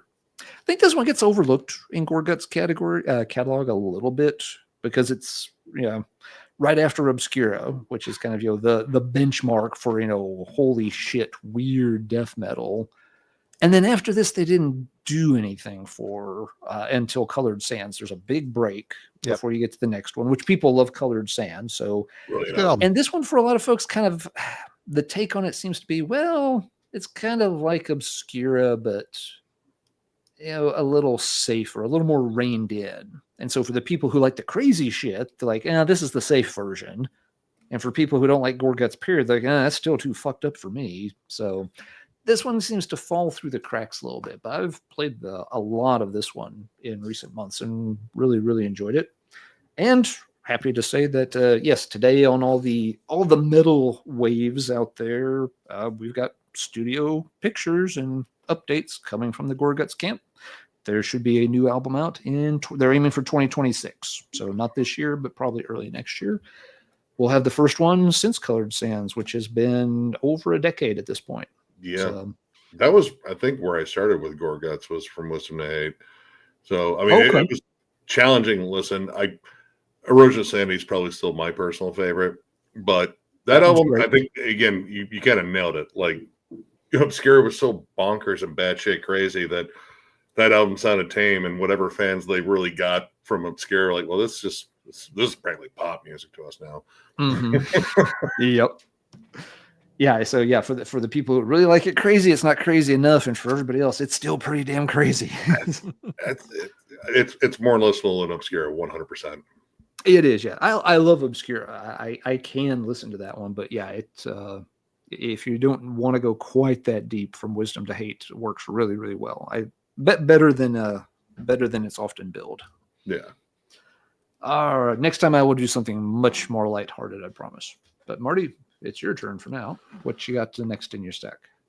Okay. We're staying in Canada here. And we're going to talk about Korgel the Exterminator, who is the main character that enjoyed a story on every album by Canada's Jean-Pierre's Voivod. And I just love Away's art. His use of color and just it's such a grim, almost crust punk style. It's just really, really cool. And the stories were cool too. Yeah, Korgel was the main antagonist of every story, and he would go and take over worlds and essentially destroy them in different ways. So we start off the whole shebang here with their debut, War and Pain, and move on from there. But I was always fascinated by the art and the tales for sure. And I love this band. I haven't listened to them. I haven't been in the mood for Voivod in a while, but my teenage years, I just could not get enough of this weirdo, aggressive, post-apocalyptic thrash metal from Canada. It was just, they were a cut above the rest. They didn't sound like anybody. They sounded like Voivod. They sounded the way this album cover looks. And I've always loved the aesthetic. And like I've said in past episodes, when he starts getting more into computer design, it kind of lost a bit of the charm for me, but still Voivod still rules. And yeah, check it out. I had it in the stack just in case you forgot it. Yep. But I knew you wouldn't. I didn't grab it because I knew I was pretty sure Marty was going to bring it. Yeah. Oh yeah, it was 99. Another one of the first pulls for me. Yeah, had to be. All right. I do have one other one I don't have physical meaning for, but I do have another one that I do have physical meaning for. I'm going to go over the one that I don't have it for. And once again, we're getting silly, but we're getting like specifically silly. There's a band out there, and they're still around, and all their physical media is either on tape or vinyl, so naturally I don't own it, called Puig Destroyer. Now, not Pig Destroyer, Puig Destroyer. Now, if you're a baseball fan, specifically an LA Dodgers baseball fan, there was a Cuban defector that became a big-time baseball player there during, I would say, like 2010s. He was essentially like the West Coast Big Papi. Dude was an absolute bruiser, cranked home runs, big, intimidating, just, absolute badass. And apparently it inspired at least, I think, one member of Thrice. And he decided he wanted to do a flat-out grindcore band that was all about this player. So Puig Destroyer was born. They have a couple of short full lengths and EPs, and like legit, every song is about something that dude did, whether it was cranking a home run. There's a song called Bat Flip about him just fucking, flipping a bat. One of the most ridiculous things I think I've ever seen was a band that decided to like just base everything around a baseball player. So there's a whole genre of these weird sort of comedic theme bands, like the grill thing, the Sasquatch thing, the baseball player thing. Why not? I mean, that one just struck me because it comes across very serious because like the music is, grindcore and hardcore and crust kind of combined. Like the songs are short, fast, violent. Again, it sucks they don't have any CDs, but yeah, whatever. But they seem very serious about their adoration of this particular player. And I've watched, mostly like baseball brawls. And I mean, he was in quite a few because he was just a big dude. And if he was the first one to charge out of the dugout after, the bench clears, like, oh shit, whoever's trying to meet him on point is a about to get fucked up. Yeah. But I had to bring that one up. I totally forgot about it for a while. And then I actually went looking around to see if I could find like, a CD copy, but they don't do that because whatever. But yeah, there is a baseball player themed grindcore band out there, and their logo is exactly like Pig Destroyers. They knew what they were doing. Yep. All right, Alan. All right, I promised something more fun. Probably should have done this one earlier because it's one of my bands for sure. Do you like pirates? I like pirates. I like it when pirates are running wild. I knew it was going to happen. Couldn't choose which one of you was going to do it. Yeah, had to do it. Running Wild started out as pretty generic but good German heavy metal band. First couple of albums didn't really get them over. They went on tour. That didn't go so great. And especially in Europe and Michigan, in U.S. Yep. The U.S. I mean, it was that tour was legendarily bad for multiple reasons that weren't really the band's fault at all. No. But yeah, so they went back to Europe, thought about, well, how do we kind of turn this ship around?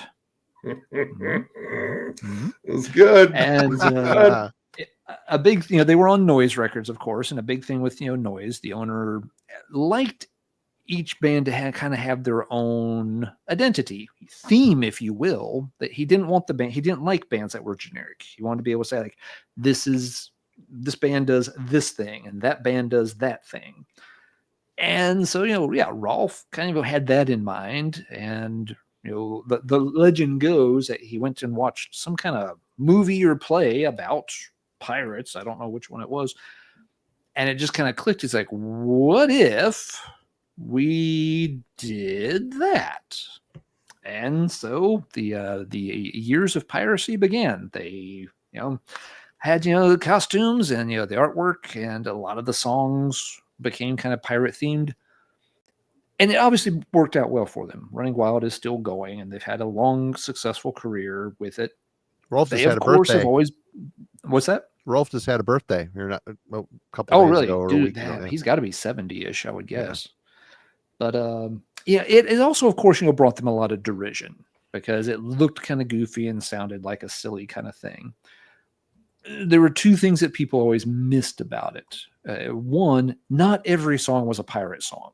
They did songs on lots of different topics. Every album had some pirate songs, but it was usually maybe like 2.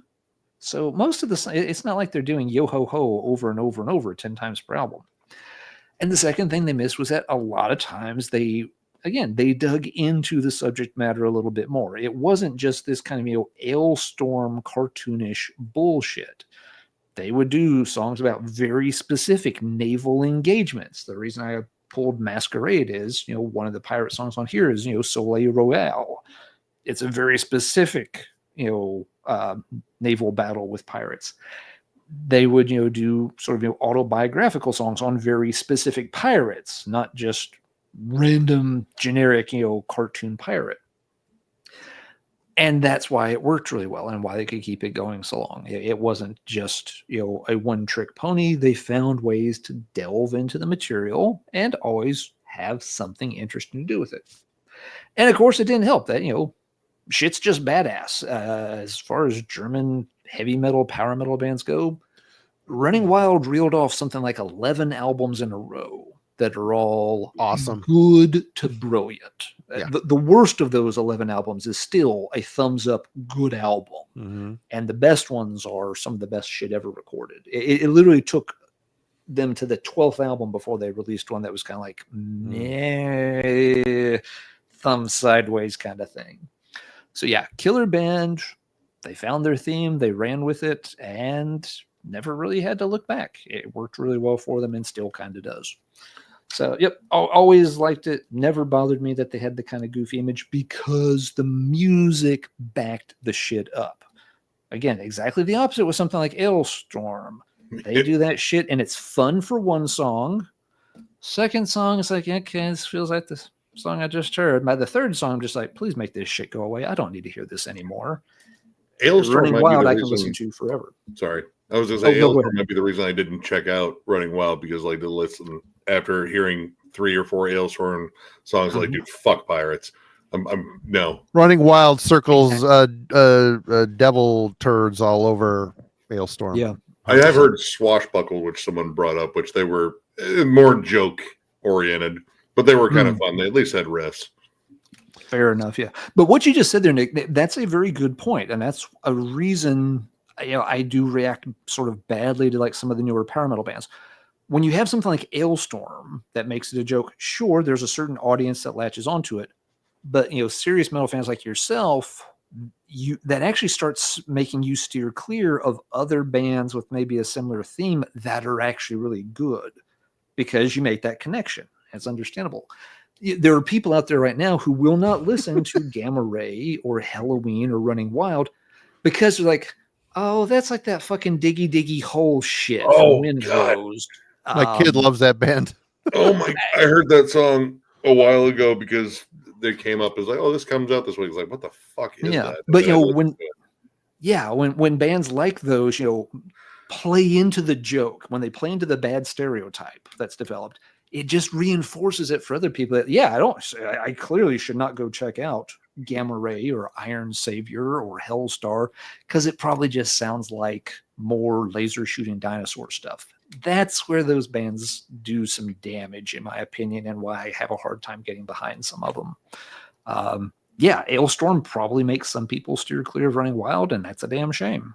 Running Wild is a real, honest to God, power speed metal band. Aylestorm is And they rule. a rubber duck being bounced around by a bunch of people drinking a lot. Yep. Which, hey, it's probably fun if you're there doing it. I'm not saying it ain't, but musically, it's not even comparable. No. The only thing they have in common is, every now and then the word pirate comes up. The end. I was sober when I listened to Aylestorm. Maybe that was the problem. That probably didn't help. So on, I just looked it up on July 1st, a mere 3 days ago, Ralph turned 64 years old. Okay, only 64. Well, I was off a bit. I Born in 1961. I would have thought he was just a little older than that. So there's that. Okay. All right, Marty. I'm going to hoist anchor and leave this topic behind, so you can move on to your next one. Shit, Find yourself a new port. I'll drink to that. I'm out of beer, so we're sticking to the Coke. Man, I don't know. I feel like we've already kind of broached this topic, but I pulled it, and this is Moonspell. You got romantic vampires. Romantic couch chocula sounding romantic vampires. And but Marty, I don't know what you are talking about. I love you. It's this is the last album by this band that I really care about. I think it's their first full length, and they're most so you like the one and nothing else. Sin Pecado. No, the way you did that backwards was pretty clever. It's like, It's like my Yoda. This is really the last good album by this band. Pretty sure it's their debut. So there you have it. They got a lot more romantic as they went. You had Sin Pecado and Irreligious.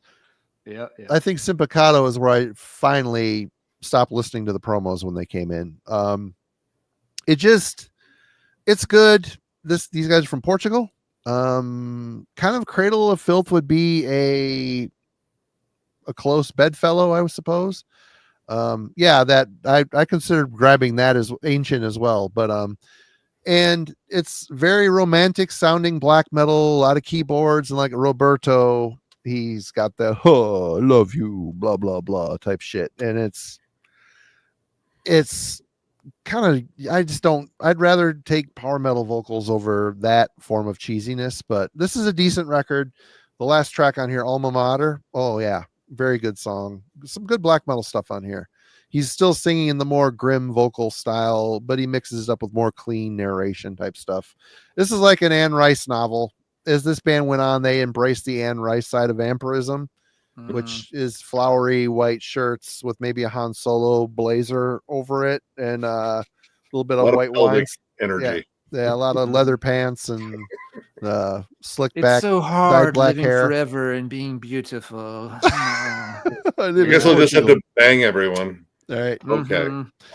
So yep, the Kek Karak, Romanticism is more the grim black metal side of the spectrum. This is more of the Century Media.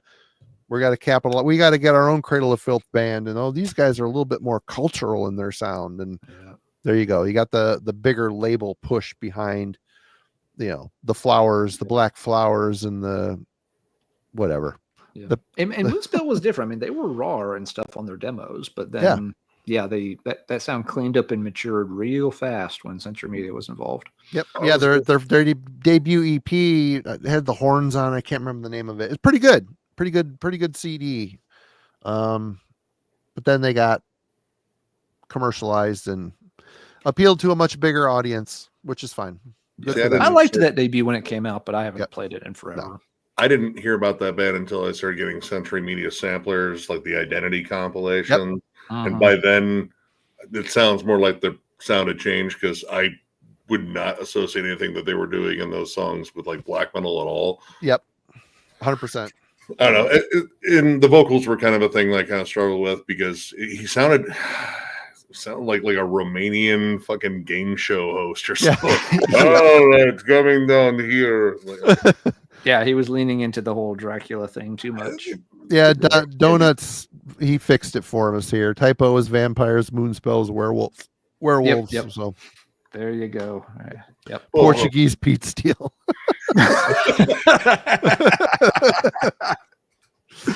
My favorite thing about that Moonspell album is where I found it, because I had heard some stuff by the band. It's like, I'll probably pick that album up when I find it. And of all the godforsaken places to find it, I found it at a flea market way up in the Blue Ridge Mountains, in one of these little towns where, like, their entire gross domestic product is made up of nothing but moonshine and meth.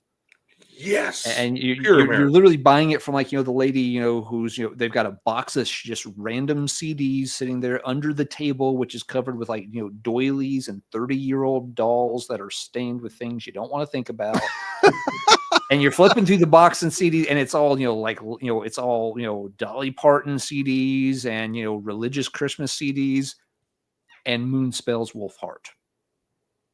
There are mysteries in this cosmos we will never understand. No. How there was a Moonspell, how there was a copy of Wolfheart in that box of CDs in that little off the trail, mountain town flea market. I will never know the answer to. You bought it for $1, so it's worth $1, right? Or did you pay more than $1 for it? Yeah, it was probably $1, $3. Oh, it was certainly worth it. I played it a lot. It's a decent record.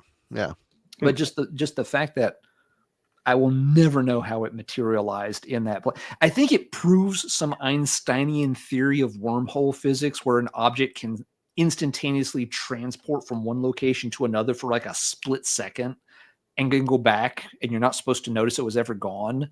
But I was looking in that one spot in that one split second where it materialized, so it could not go back to the other place, because it would mess with that whole cat that's supposed to be dead and not dead in the box at the same time. So I was able to buy it. I've said the story arc there.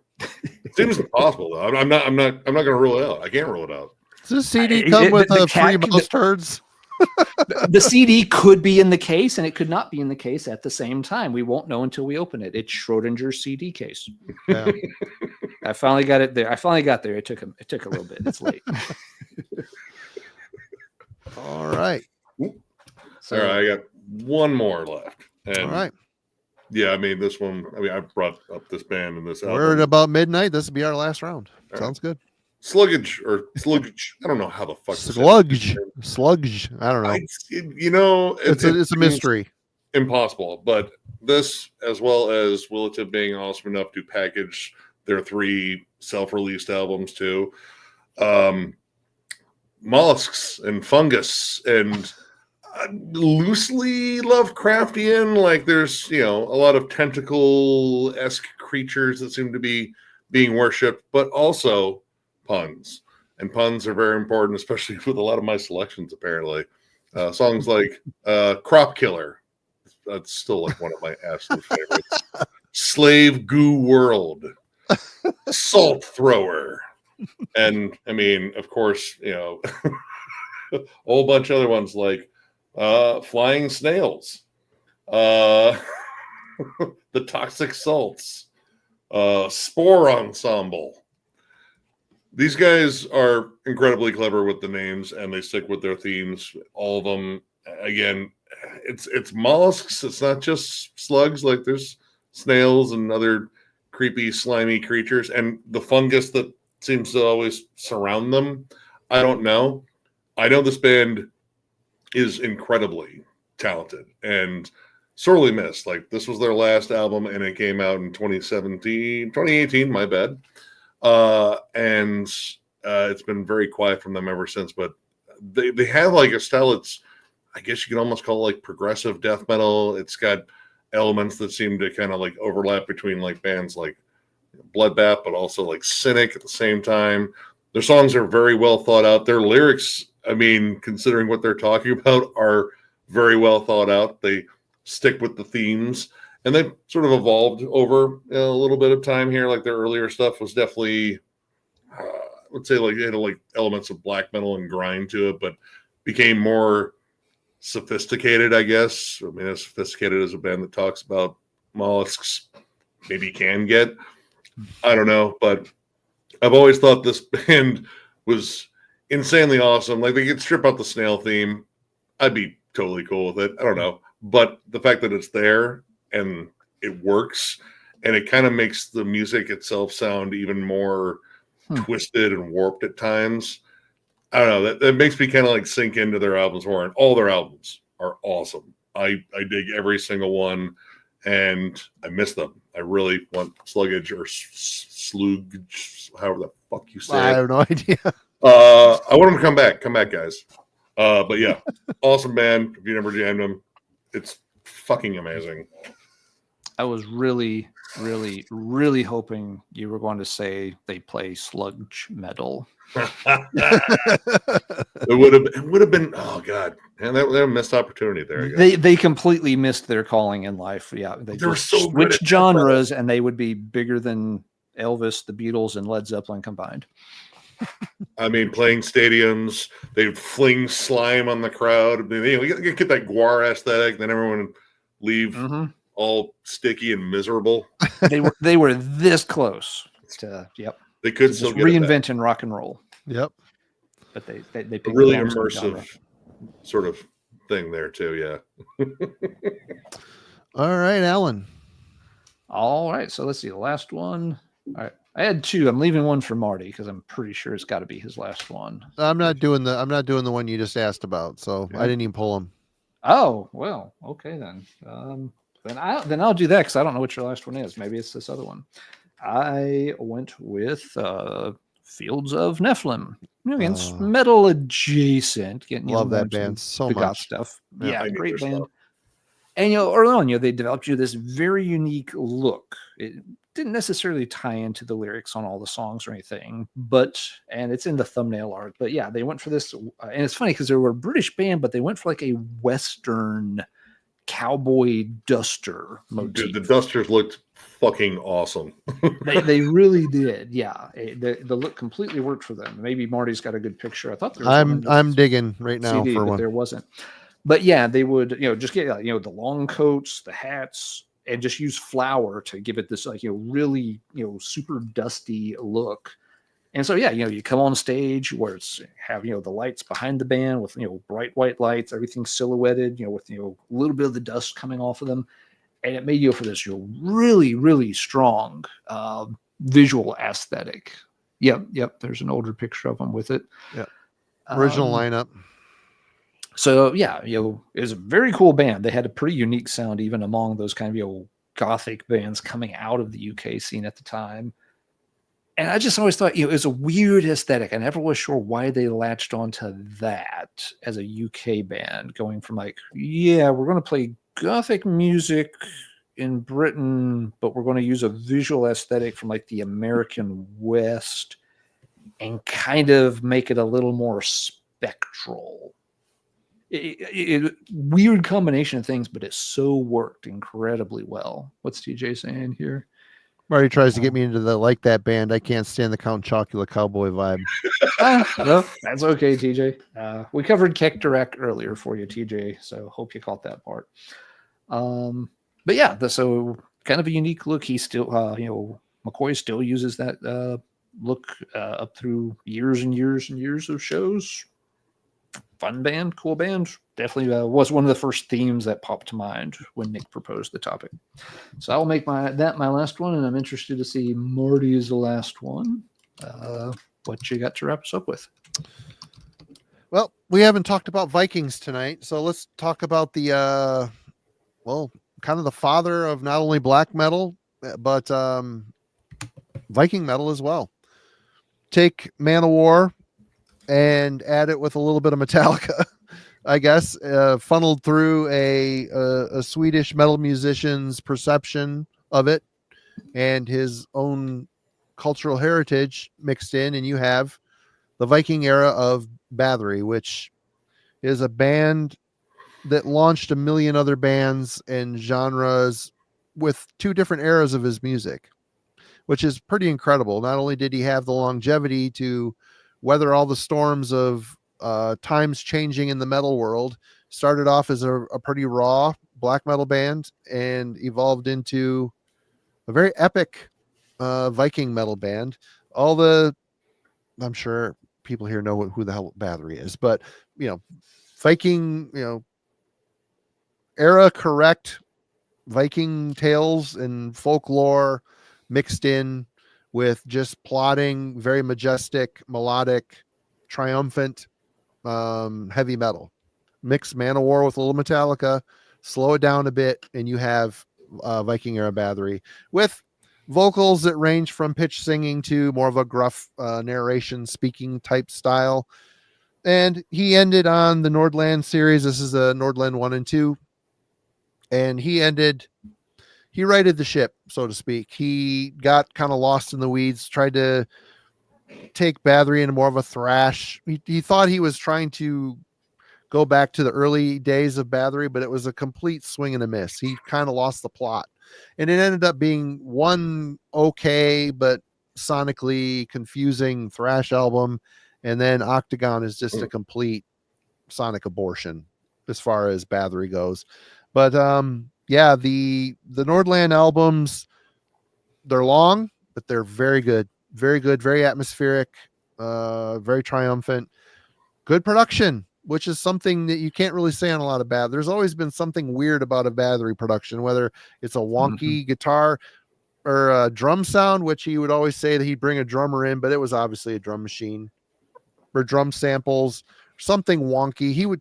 Everything that came out of Corathon's mouth was a lie. He was it painted a very enigmatic mystery around Bathory. And I don't know, love it.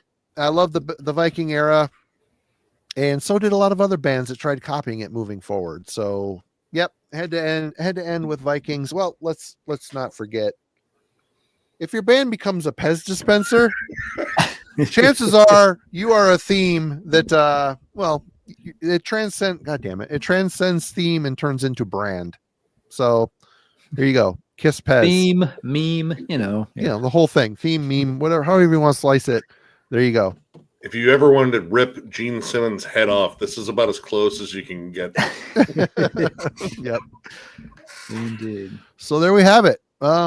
Nick. All right. Excellent topic. It was a lot of fun picking for this. Yes. And, This was fun. We've had a blast with it. Yeah. We'd love to have you back here soon. So keep your calendar clean. A couple months here, we'll get you on again for sure. Maybe I'll think of something less challenging or dumb. I don't know. Maybe I'll think of something extra dumb. I don't know. I know all that Pit Lord I've been listening to. I know, but yeah, thank you guys for having me. I was looking forward to this. I was kind of geeking out, like, oh man, this would be like just a fun, wild subject. I was looking forward to seeing what you guys brought up, and yeah, I got some stuff I got to check out. I've been meaning to get Fields and Ethelone for fucking forever. I just haven't. It's really not an excuse. We've all got that list of a million list. things we want to hear. Yep. I'm actually looking at like a list of shit. Like, Jesus Christ, look at all the shit I wrote down and didn't get. There's always tomorrow, right? Yeah, I don't know. I mean, I'm not doing anything tomorrow. I don't know. It's gonna be hot. My AC is busted in my car. I gotta get the whole thing replaced. Really? Oh Oh, no. the compressor died. It's done. No. Time for a new car. Just trade it in. I mean, it's like a $2,000 repair. Oh my God. Yeah. Yeah. And you got to have it. You got to have it. to. Yep. It's so fucking awful out here lately. Yep. Oh, Well, for those of you not familiar with Thralls of Metal, links in the description. Please go click on it and go check out what those guys are doing over there. A lot of reviews, a lot of fun over there, a lot of metal knowledge and passion for sure.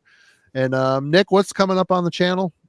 I mean, as for this weekend, not really much. I might, pull something from last week that I didn't get a chance to go over. But I mean, next week there will be, reviews. It's, again, kind of a slow month. Like there's some slightly bigger releases, but we're going to think of some subjects to talk about. I'm also kind of prompting John to get What's John Jamming back, so you guys can send him all sorts of weird music for him to check out because it keeps expanding his horizons. He actually likes black metal now, which he didn't when we started this channel. So things are moving forward with him. Oh yeah. Album rankings at the gates. We have a day we're going to shoot it. After that, it's Immortal. That one's going to be a blast. I'm looking forward to that one, probably out of the rest of them, which the last one will be Obituary.